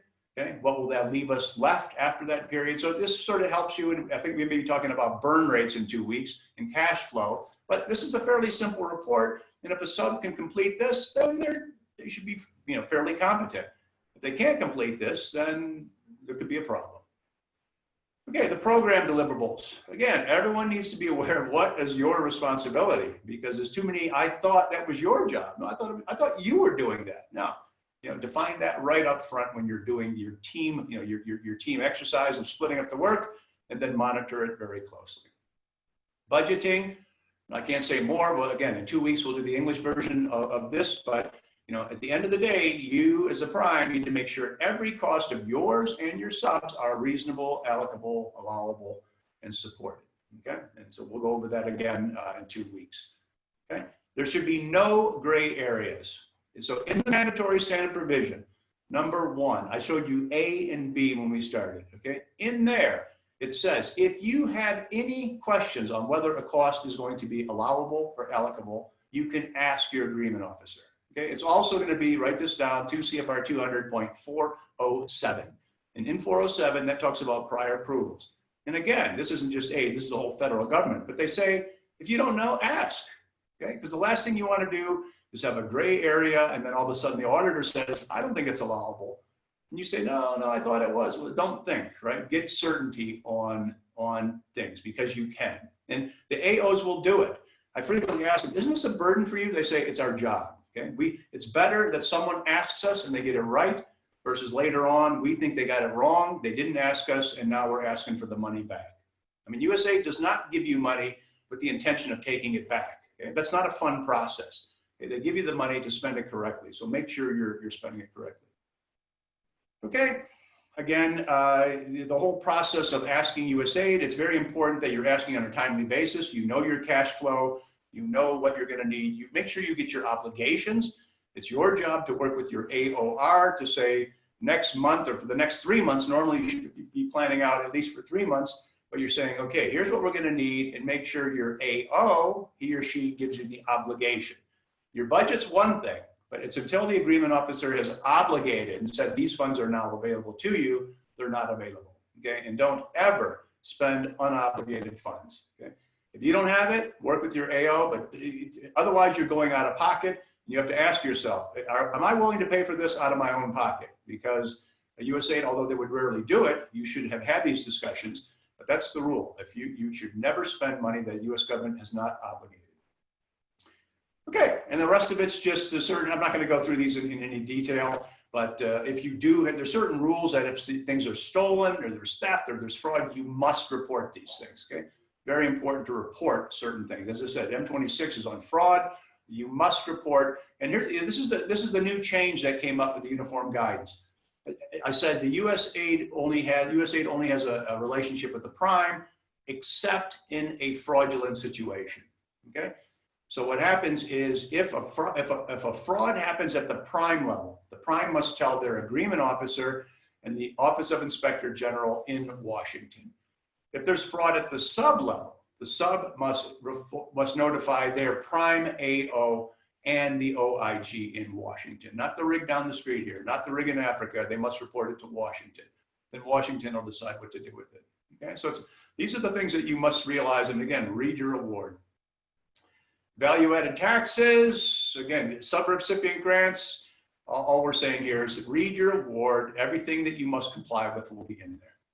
Okay, here's an example of the VAT reporting template, and that's quite important, value-added taxes. And the rule on this is, the U.S. government has, normally it's called a bilateral agreement with other governments, and they say, look, we're giving X million dollars to your country for the purpose of helping your people. Okay? We don't want it to go to your tax system. Okay, so value-added taxes are normally not allowable to charge because you should get an exemption. And they come in different ways. It could be, you have to have a piece of paper, or the whole country does it and there's systems. The bottom line is, though, if you can avoid value-added taxes, you must. So this is just a system to report to USAID about how much VAT you paid and how much VAT you got back, and if there's any left over. If you at the end of the day, if you paid VAT and you couldn't avoid it, what happens is USAID, as part of the US Embassy, will work with basically the treasurer in the embassy, and they will work with the Ministry of Finance to recover the money. You won't get it back as a project, but the US government will. Okay, with that, I'm going to, just F, G, and H very quickly. So at a prime, you must verify that your subs are audited correctly. Okay, now their auditors probably will be different from yours. It's called recipient contracted audit. So you may select your own auditors, they may select their auditors. Okay, so they're not necessarily going to be the same. They could be, but they certainly don't have to be. Okay, that audit threshold was $750,000. Okay, then G, once they get audited, again, one more time, your job, as noted above, was to figure out what's the result of this audit and what are we going to do about it? And just possibly that could affect your own financial statements. Okay, if a cost that's disallowed as ineligible at the sub level cannot be blessed or turned into an allowable cost at the prime level. Okay, so there's alcohol, bad debts, fundraising, certain types of things that are just not allowable, then unfortunately, prime, you are going to have to eat it yourself or insist that the sub repay you the money. That's why it's so much better to manage them up front than have these tearful sessions later on when the audit reports come in. It's like, oh, I didn't know I had to do that. Well, let's all learn together and do the right thing. Okay, and finally, if a sub just refuses to be compliant, they don't listen to you, they don't answer your emails, they don't follow up on the special award conditions, then you may not want them. And it's 338 here, remedies for noncompliance. It'll be in your mandatory standard provisions that you can terminate or suspend, or there's many options that you have on trying to get your client, your sub, to be compliant. But at the end of the day, if they're not, and they won't, then there's a good chance you'll be terminating that relationship. Okay, that's just an example of a fund accountability statement. I just want to show you here as an example here. This is a prime's fund accountability statement or income statement. And here, this client had 3.6 out of the $4.7 million that they got that year, 3.6 was subs. So many subs, or a number of subs under that organization. And some of you might be in this position. Okay, so in that case, you need a strong management team, a strong subrecipient management team, because in this case, 2/3 of the funding was spent by subs. Okay, now normally USAID, I won't say normally, say frequently, USAID will, it's called an umbrella grant manager, and they say, great, you're a prime with super capacity and you can train people and manage it because you're strong, so we're going to give you the opportunity to manage a lot of subs. That's a very responsible position. If you get that, please treat it carefully, because that means you may be a well-trusted partner for USAID. Okay, so with that, I'm going to turn it over to Mary. You'll take over. Sorry, any questions, Mary, before you take over, and then I'll take over the Q&A? I'll stop here with my presentation. Yes, we have a couple of questions. The first one is there any guideline or a requirement on how we select the subs, or do we just headhunt? Do we advertise? Okay, well, I think that's going to be part of that subrecipient manual that I know is coming out, being prepared now. But in general, you would be reading the solicitation, meaning what is it that USAID wants the consortium to do, and then it's like speed dating, or that's essentially what it is. Musical chairs or speed dating, and you start to get an assessment of who's capable of doing these sort of things. And a lot of it, this is called capture management. It's actually a 2 or 3 day course, but capture management means you need to plan ahead for proposing for a project, okay? If you only start learning about a project when the solicitation or the RFP hits the street, you're probably too late. Okay, that's why you need to be on USAID to look at the business forecast. Right now, it'll tell you for every country or region what they're planning for the next year. Okay, USAID.gov. Go to the bottom. It's business forecast. It's a spreadsheet of hundreds of potential projects. So that's when you start saying, okay, well, we're the specialists at male circumcision, but we're not so good at care and treatment. Okay, so who's the good care and treatment partners? And that's what it starts. The important point is you can talk. There's people in the mission who are designing these projects who are willing to talk to you until the solicitation becomes public. Then they cannot. They're not allowed. So you need someone who's doing business intelligence who's out there saying, okay, what's aid going to be doing here? What's the U.S. government going to be doing in the next years?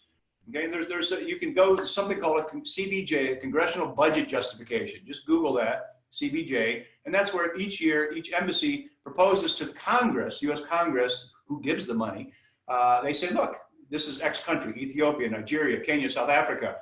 Here's why they are a critical partner for the U.S. government. They need HIV help. They need care and treatment. Sorry, they need social business development. They may need economic programs and other sorts of things. So you got to do your homework to figure out what the government's going to fund, and then start looking for your partners.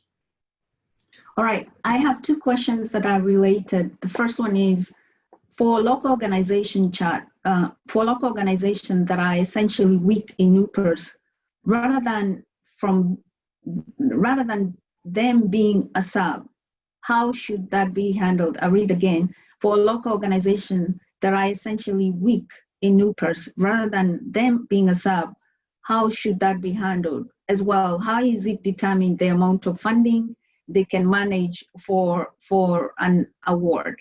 And then somehow related, do we have a minimum score on NUPERS that would mean not to move forward, or it all depends with the judgment of the contracting officer? Okay, well, we'll take the last one first. No, there's no minimum score, but as I said earlier, you as a prime, if you're putting it together, you're taking the risk. So, what's your risk threshold?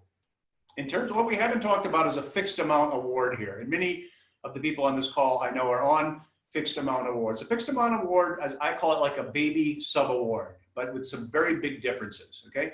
You are paid to achieve milestones. So if the project needs something that is very definable and you can chunk it into milestones, you can create a fixed amount award. And how it works is a little bit differently, but basically you do all the work up front, and this still has to be approved by the agreement officer. But you can say, great, so we need 12 M&E reports, or we need 12, whatever, 12 doesn't have to be the number, but a good example. Once a month, we need something. Maybe a survey of topography, or survey of what's happening. Okay, well, that can be documented specifically, what it should cost, what's reasonable, and then that organization doesn't get audited, they just must deliver. Okay, so look up fixed amount awards.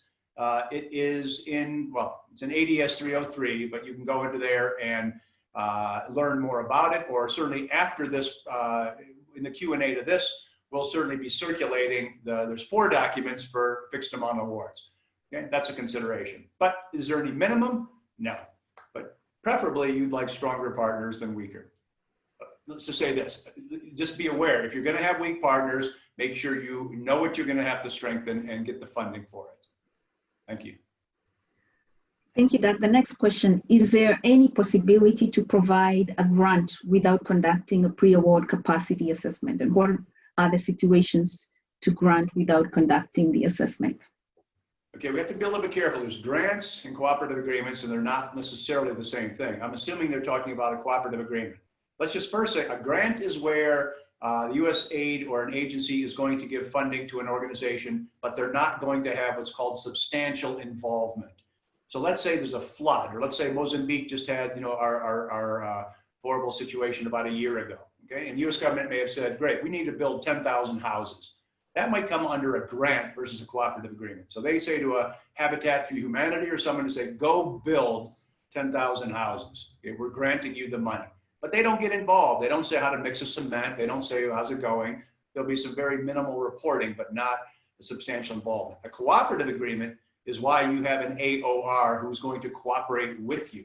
They are the cooperating part generally of that, okay? So I would think if the question probably is more that, I think it's the agreement officer who must decide before she or he gives that award whether the risk profile was satisfied.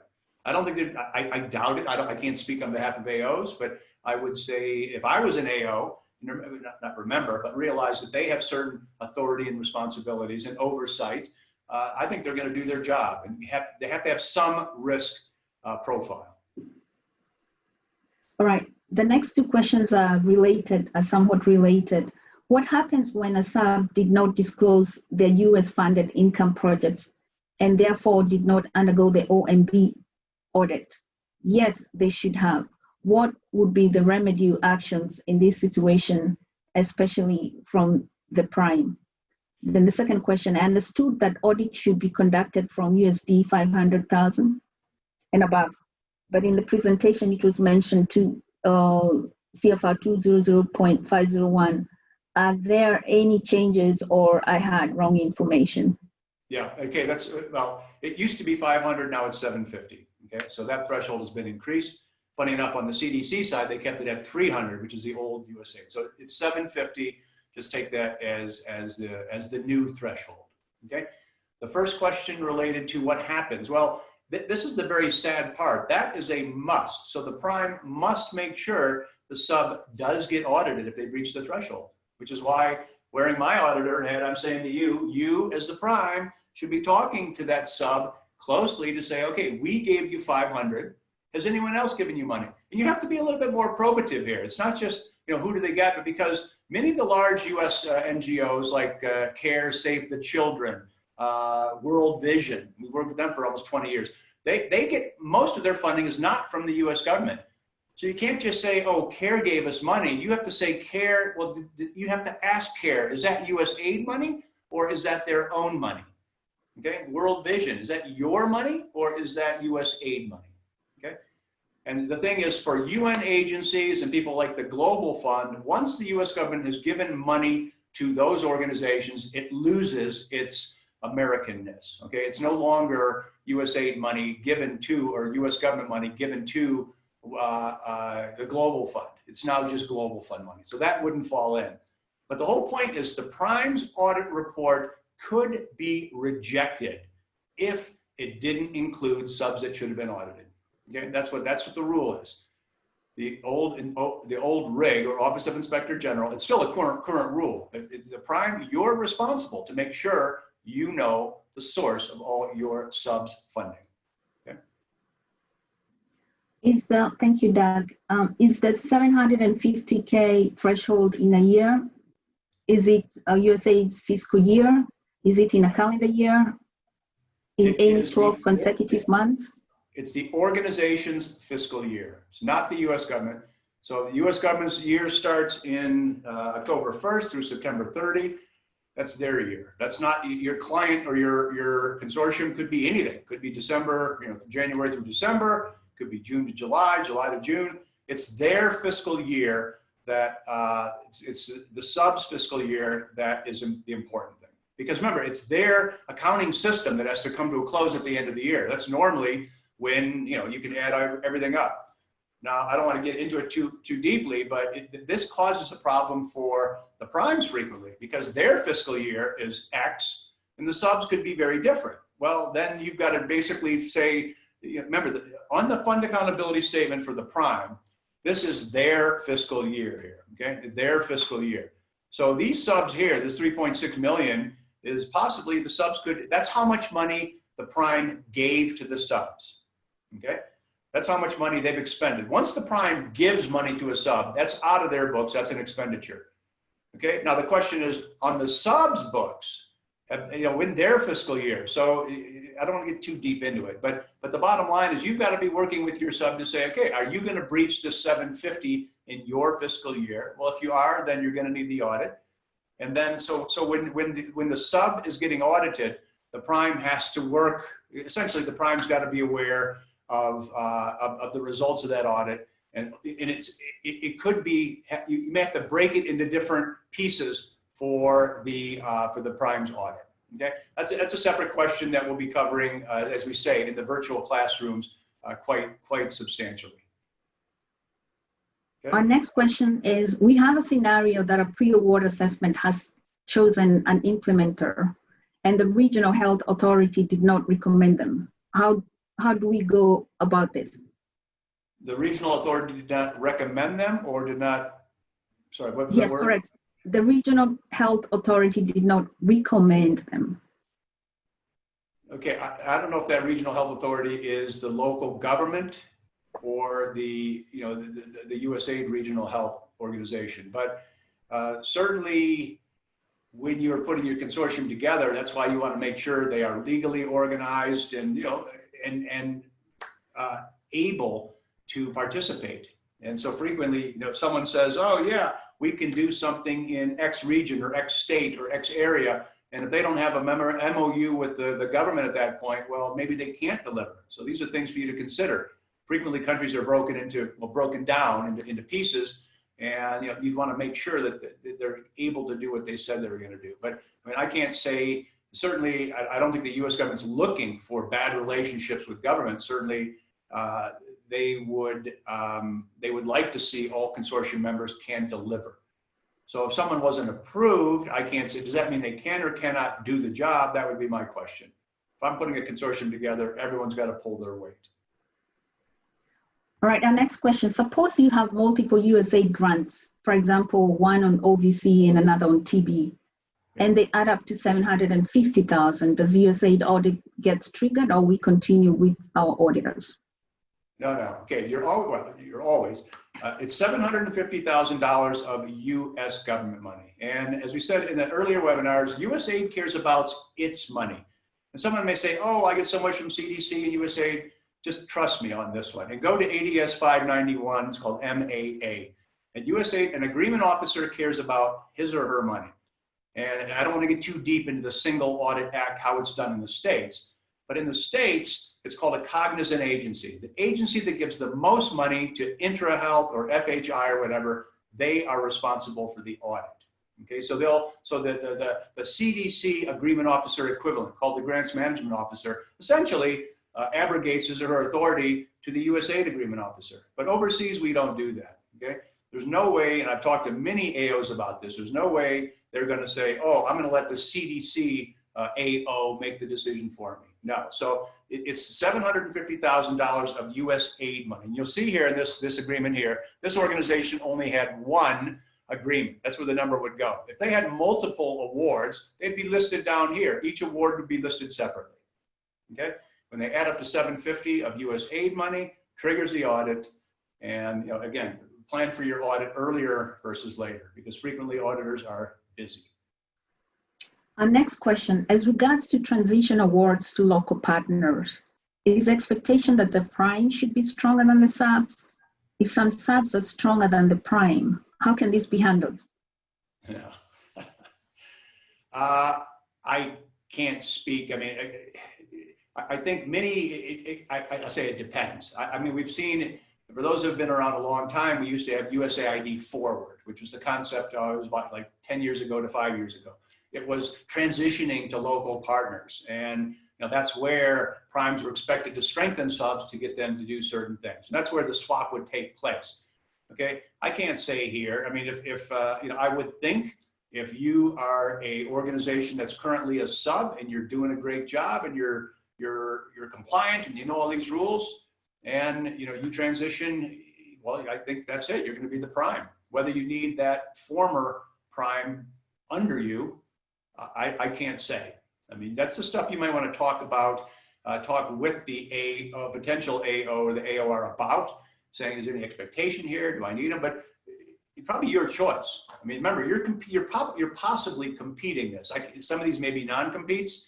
I mean, I don't know if anyone else wants to weigh in here. I mean, Jason or anyone else, you're all certainly welcome. But I think it would be specific to the country and specific to the project. All right, I'm going to eat your time too much here. So, I remember all these Q&As are going to be answered after this anyway. So if you don't get to them all, I'll give you the time to continue with your piece. All right, we're going to take two more, if that's okay, Doug. Yeah, sure. If there's been a fraud at sub partner and forensic audit is required. Aside forensic audits, costs allowable, and also is interest income allowable? Okay, so interest income on you, let's answer that one first. Interest income, you can keep up to, USAID allows you to keep up to the first $250 of interest income that you can use for your own purposes. The first dollar over that, and you'll see here interest income here, we have some, but interest income needs to be repaid back to the US government, okay? So if you earn $251, you are gonna pay $1 back to USAID or the US government, okay? So that's a very hard and fast rule. And I don't want to get too deep into it, but because I mean, the US government doesn't want you playing investment managers with their money. It makes accounting very difficult, okay? If there's fraud, so that, I think that answers that, 250. Everyone, the rest of the US government is 500. USAID has maintained 250. Okay, so for fraud, okay, and fraud must be reported to, as I said, the Inspector General and your AO. Now, depending on the fraud, they may get involved themselves. But normally, the first thing you say is, look, dear USAID, this happens all the time. It happens all the time. So don't think you're the only one with frauds, okay? It's unfortunate. One of our, I think a couple of webinars down from here now, we're gonna have on fraud, conflict of interest, and ethics, okay? So there'll be a webinar coming up on this. But, and if not that, it's in the university, or it's in the USAID ASAP offering. But aid may decide to get involved themselves. So the OIG in multiple places, but the headquarters is certainly in Pretoria, up the street here from Joburg. But they have an investigation group. It's called the OIGI for investigations. And what would tend to happen is they would say to you, okay, you think you had a fraud, what happened? Tell us what happened. And you say, okay, well, procurement happened and this guy bought from someone and there's a kickback, and they may say, well, what do you plan to do about it? Okay, then you may say, well, we're gonna look into it ourselves, and then maybe we're gonna hire an X firm to do it, and they may say, great. Or they may guide you. They may say, okay, well, please do this or think about this. Okay, it certainly depends on each case, but the most important thing is declare it. So you say, as soon as you think you have a fraud, I'd be sending a note to your AO saying, AO, even if you're thinking about it. Now you're thinking, oh, is it gonna hurt me? No, it's not great for you, but I can promise you if you try to hide it, then that will hurt you, because USAID can terminate you, and frequently they will. If you don't declare fraud with USAID money, then you're at risk. So declare it, and then they'll say that they may want to work with you or just let you handle it yourself. All right, thank you. Thank you, Doug. I'm ready to transition. If you could get to my slide, please. Great. Okay, so let's just carry on with the next slides. And what I'm going to do here is stop my video so I can take the Q&A. So thanks all. Here we go. Okay, so now it should be, I think you're going to, sorry, you are going to. But Doug, you're supposed to keep the presentation up for Mary. Yeah, I'm trying that. Okay, so I need to keep the video on. Okay, so you can just, okay, let's just do this. I'll do the Q&A for Mary. You're going to do that. Okay, fantastic. Carry on, Mary. Great. Yes. So let's go backwards here. All right. Thank you, Doug. Hi, everyone. Thank you for joining us for this webinar. My name is Mary Goge. I'm the Capacity Development Director with ASAP, and ASAP means Accelerating Support to Advanced Local Partners. I wanted to take this opportunity to talk a little bit about some of the tips of what we are doing at ASAP with regards to pre-award assessments. Next slide, please. So just to highlight that the pre-award assessment is engaging in itself. And we have here a couple of steps that we use to walk us through the pre-award assessment that are really engaging. And the first, we notify the prospective awardee on the pre-award assessment. And then soon after that, we ourselves convene and appoint a team to carry out the assessment. And then request for preliminary review documents where we have a desk review and get into the details and familiarize ourselves by looking and reviewing the selected portion of documents.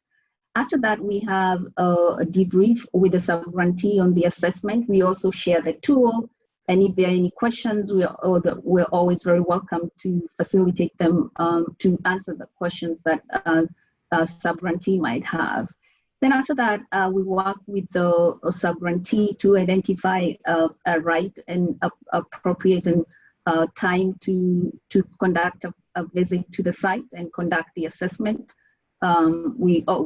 This is usually a very engaging discussion where we make sure we agree on the time that is most convenient for all and most practical.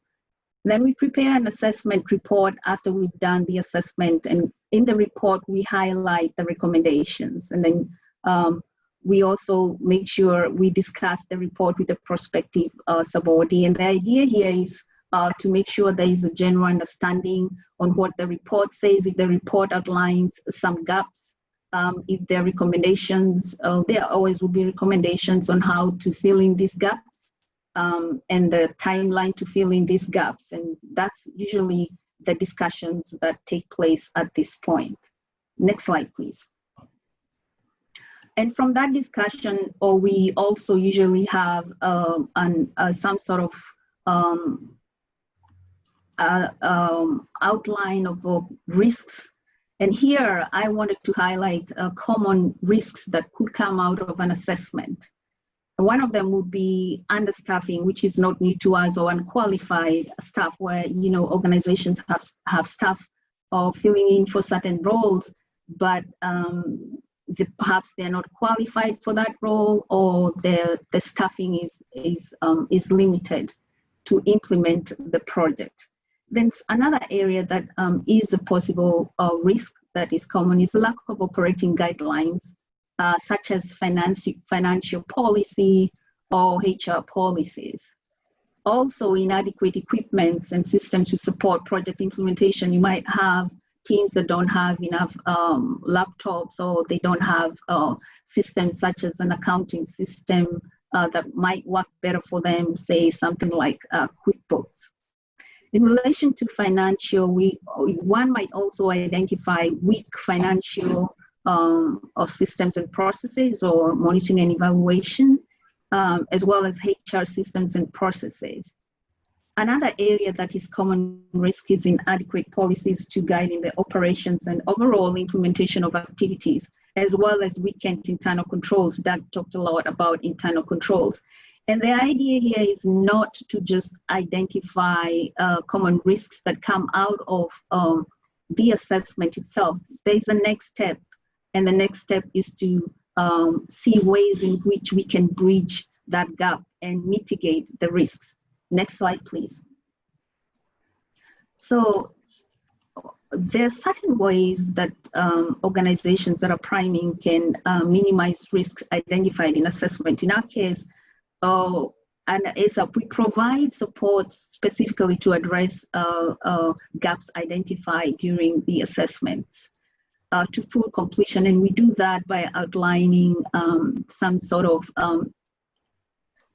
capacity development action plan. We also provide trainings to address gaps, and such trainings target, for instance, board. If the gap identified is pertaining to the governance of the board and oversight of the board, perhaps there's been some discussion and identification of some weakness in board governance. And so we provide that training, and that training can be one-on-one training.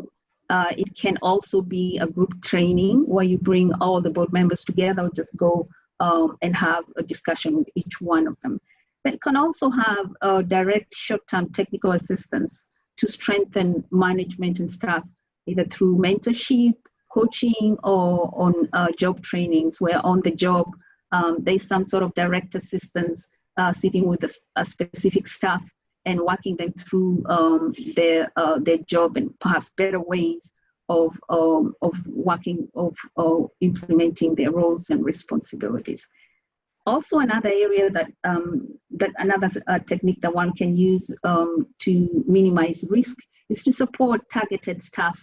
It's identifying that staff are either understaffed or don't have the right capacity is okay, because the next step would be to target them and train them, not just say they have, they don't have the capacity, but train them on the job to ensure that they fully understand their role, their systems, and how to do their job.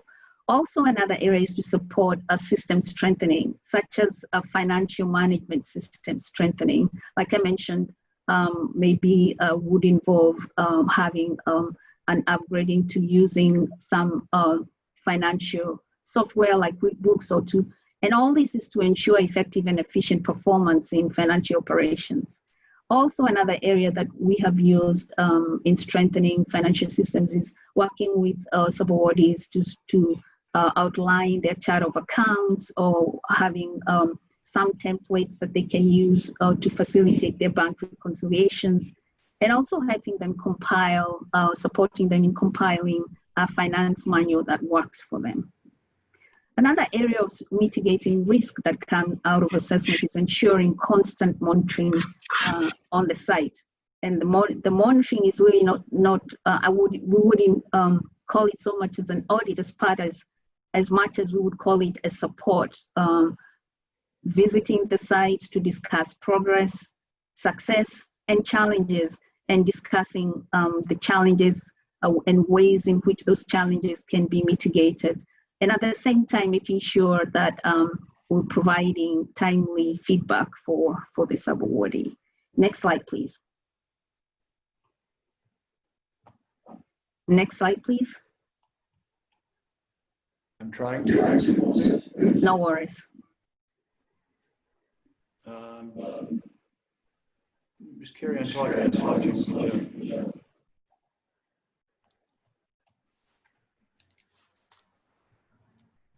I am hitting the button. 1 second, please. No worries.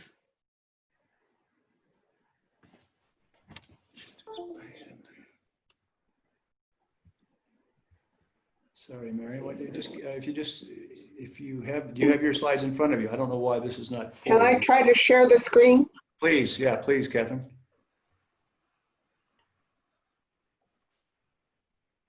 These things happen. Thank you for your patience, everyone. There she goes. All right. What slide number? 3 down, 1, 2, right about there. 68?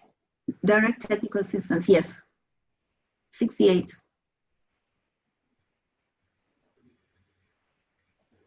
Do you see my slides?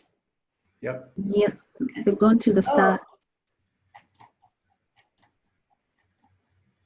I don't see the numbers, so please stop me when I get to the right slide. Okay, well, let's go back up. Back up. Okay, slowly. Next. Next. Next. Next. Oh, you missed one, the last one. Yeah.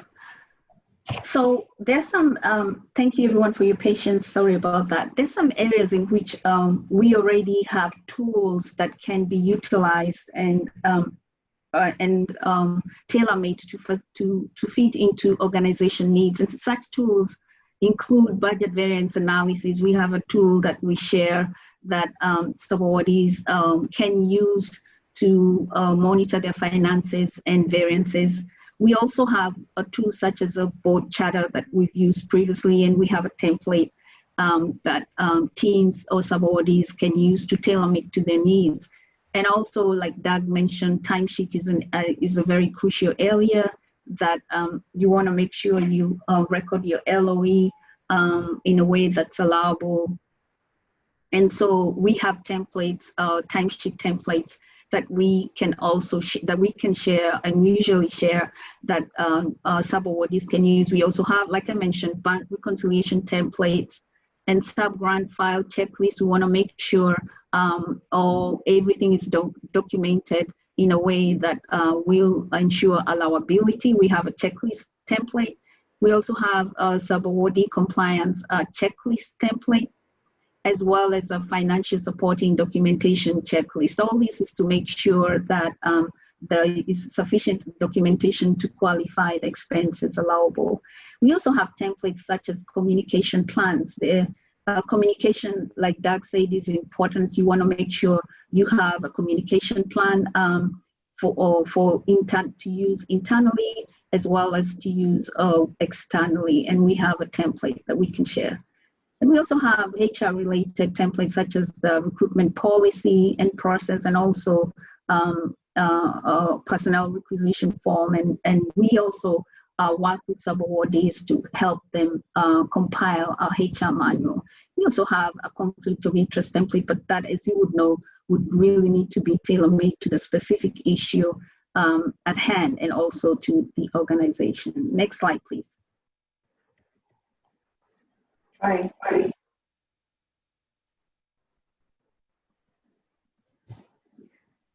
In our engagements with subawardees, we also provide technical assistance, like I mentioned earlier. And the technical assistance can be directly to a staff member or a group or to an organization at large. A couple of the, we have a menu of technical assistance that we provide, but a couple of them that we have recently provided is, for instance, skills on programming of a new project, minutes related continuing projects where we have an expert work with the subawardee in building skills for programming of a new project. We also have another technical assistance that we most recently provided, that's strategies to enhance donor confidence. Another area is in supporting leadership in staff management, and most common area that has been highlighted is sharing negative feedback as far as leadership is concerned, where they're having challenges in how to share negative feedback with their staff. And so we sort of build the capacity of leadership by providing direct technical assistance. Strengthening leaders' role in engaging staff for effective communication is also another area that we have provided technical assistance. Another area that is very crucial is, as you know, the front office is the face of any organization, and so front office management is crucial, and secretarial duties is also a very key function because it provides for efficiency and effectiveness as far as documentation organization-wide is concerned. So that's an area that we have most recently built capacity in through direct technical assistance. Another area is in record keeping and documentation. And the last two areas are change management, where we've come in through technical assistance provided by an expert, and they've sat with selected staff members of an organization to provide some training on change management. In addition to that, we've also provided some training on ethics, policy, and governance and structure. I'm looking at the time, and I think everyone has gotten the poll notification. Next slide, please. I'm looking at the time and I'm just wrapping it up real quick. Say that again, Catherine? Please carry on. Okay, thank you. Okay, thank you. Subaward management training manual for local partners is something we've been working on very hard to pull together. And as Doug mentioned, it outlines the process of grants making from cradle to grave. That's all the way from solicitation to closeout. It is a comprehensive manual that we are pulling together, that will also have slides, and we will very soon have it done. We're looking into having it completed in the next couple of weeks, and we'll be sharing that information broadly on when the training will happen, and we'll share that information with everyone. But in summary, the Subaward Management Training Manual, it aims to provide guidance to primes on how to manage their subawards, how to do the oversight, how to do monitoring, as well as how to strengthen and build the capacity of subawardees. The manual consists of 24 chapters, which are discussed according to the grants life cycle from start solicitation all the way to closeout. And each chapter contains a detailed description on how a prime should manage and oversee their subawardees. It's very detailed, and the goal is to make sure the Prime is providing efficient and effective and systematic donor compliance support. And in addition, it helps to facilitate the successful completion of the project, which ultimately, at the end of the day, the project's goal is to benefit beneficiaries. And so we believe this subaward management training manual will help strengthen subawardees, but in addition also strengthen primes. And we'll be happy to share as soon as we have it ready. We'll be happy to distribute it, as well as send out dates on when we'll be conducting the training. Thank you. Next slide, please. That's it. That's it for me. Thank you. Doug, over to you on the questions. Oh, it's Catherine. I think Catherine said she'd be handling it. Yes, so great, Mary. So the first question is, where do we get these templates? And we will send out all of this information with the presentation. We're packaging them nicely for everybody. Second question is, how can primes and subs access the templates? I just answered that one. Are there available tools to track the improvement made by subawardees over a period of time? Yes, I'll take part of that, and then Doug, maybe you can also take, if you have any addition, you can step in. When we do when an assessment is done at the beginning of the award, there is an opportunity to also do an assessment at midpoint of the award or even at the end of the award. And one can compare the scores and see the progress from beginning to the end. And that would be a great way of monitoring progress of the sub-award. Yeah, I agree with Mary, but remember, once you win the award, I mean, that's part of your award, is actually strengthening, managing, and certainly following up. We talked about any special award conditions. So I think you will continue, throughout the entire award period, you will want a strong sub, and as much as you can do to strengthen them, and certainly not just spending USAID money for the sake of spending it, but everyone can get stronger. Everyone can have better controls, better systems. And I think, you know, the opportunity that ASAP and Mary has described, I think are absolutely fantastic. And I think they need to be applauded with USAID. Okay, we have one more question, actually two. This next question is, yes, we will share the sub-award management manual. It is in the final review by USAID, and once that's completed, we will be able to send it out for use. And again, the last question is, how do we get the tools for TA strategies to enhance donor confidence? So we're delighted that everybody's interested in the tools we've developed, and we will package them and send them out to people. We will probably have a session to walk through the tools so people can ask questions. That's all the questions we have from our participants. I'd like to thank everybody for joining. Please look out for the FPD scholarship opportunities. We have some really interesting classes, 17 different classes. You get continuing education points if you're a healthcare worker taking these courses. They usually cost a lot of money, so we're really happy USAID is allowing you all to have these scholarships. Again, thank you very much. Is there any other comments from any of the other presenters or USAID before we close?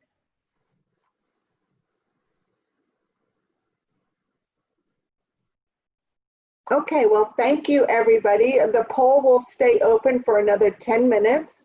We have 81 respondents. It'd be great for us to get 100 people to respond. Thank you for those who have indicated that they're interested in joining a discussion group. We have 61 people that have indicated an interest. So we will be launching our community of practice portfolio where we group people together. We open up the lines of communication so we can talk to each other and learn from each other's experience. So with that, I'm going to close the presentation and I'm going to leave the poll open. And thank you so much. Thank you, Doug, for presenting. Thank you, Mary, for your presentation. I think it was really helpful. Thank you, Jason, for opening the webinar, and we appreciate your continued support. That's all. Stay safe and healthy, everybody. Thanks, Catherine and Mary Thank you. and Jason.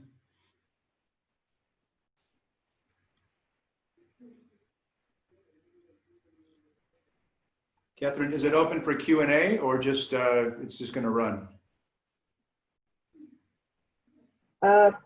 People can write in questions, but we've pretty much addressed them all. You can turn off your video now because we're closing out.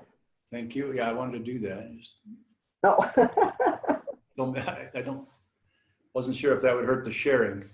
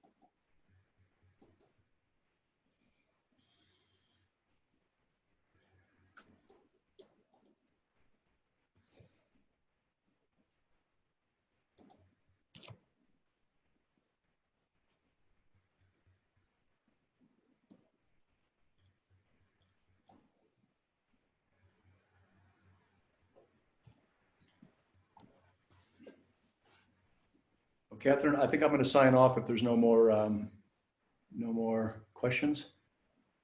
Okay, Doug, thank you very Thank you. much.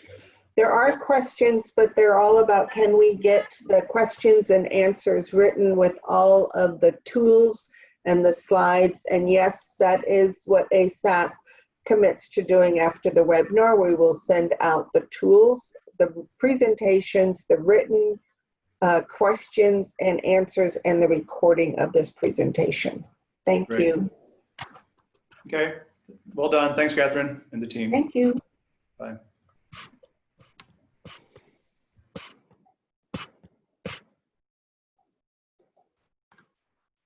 Catherine, would you like me to send you the poll results like last time? Yes. So far we have, Grace, I'm just sharing them right now. It's okay. okay, all right. All right.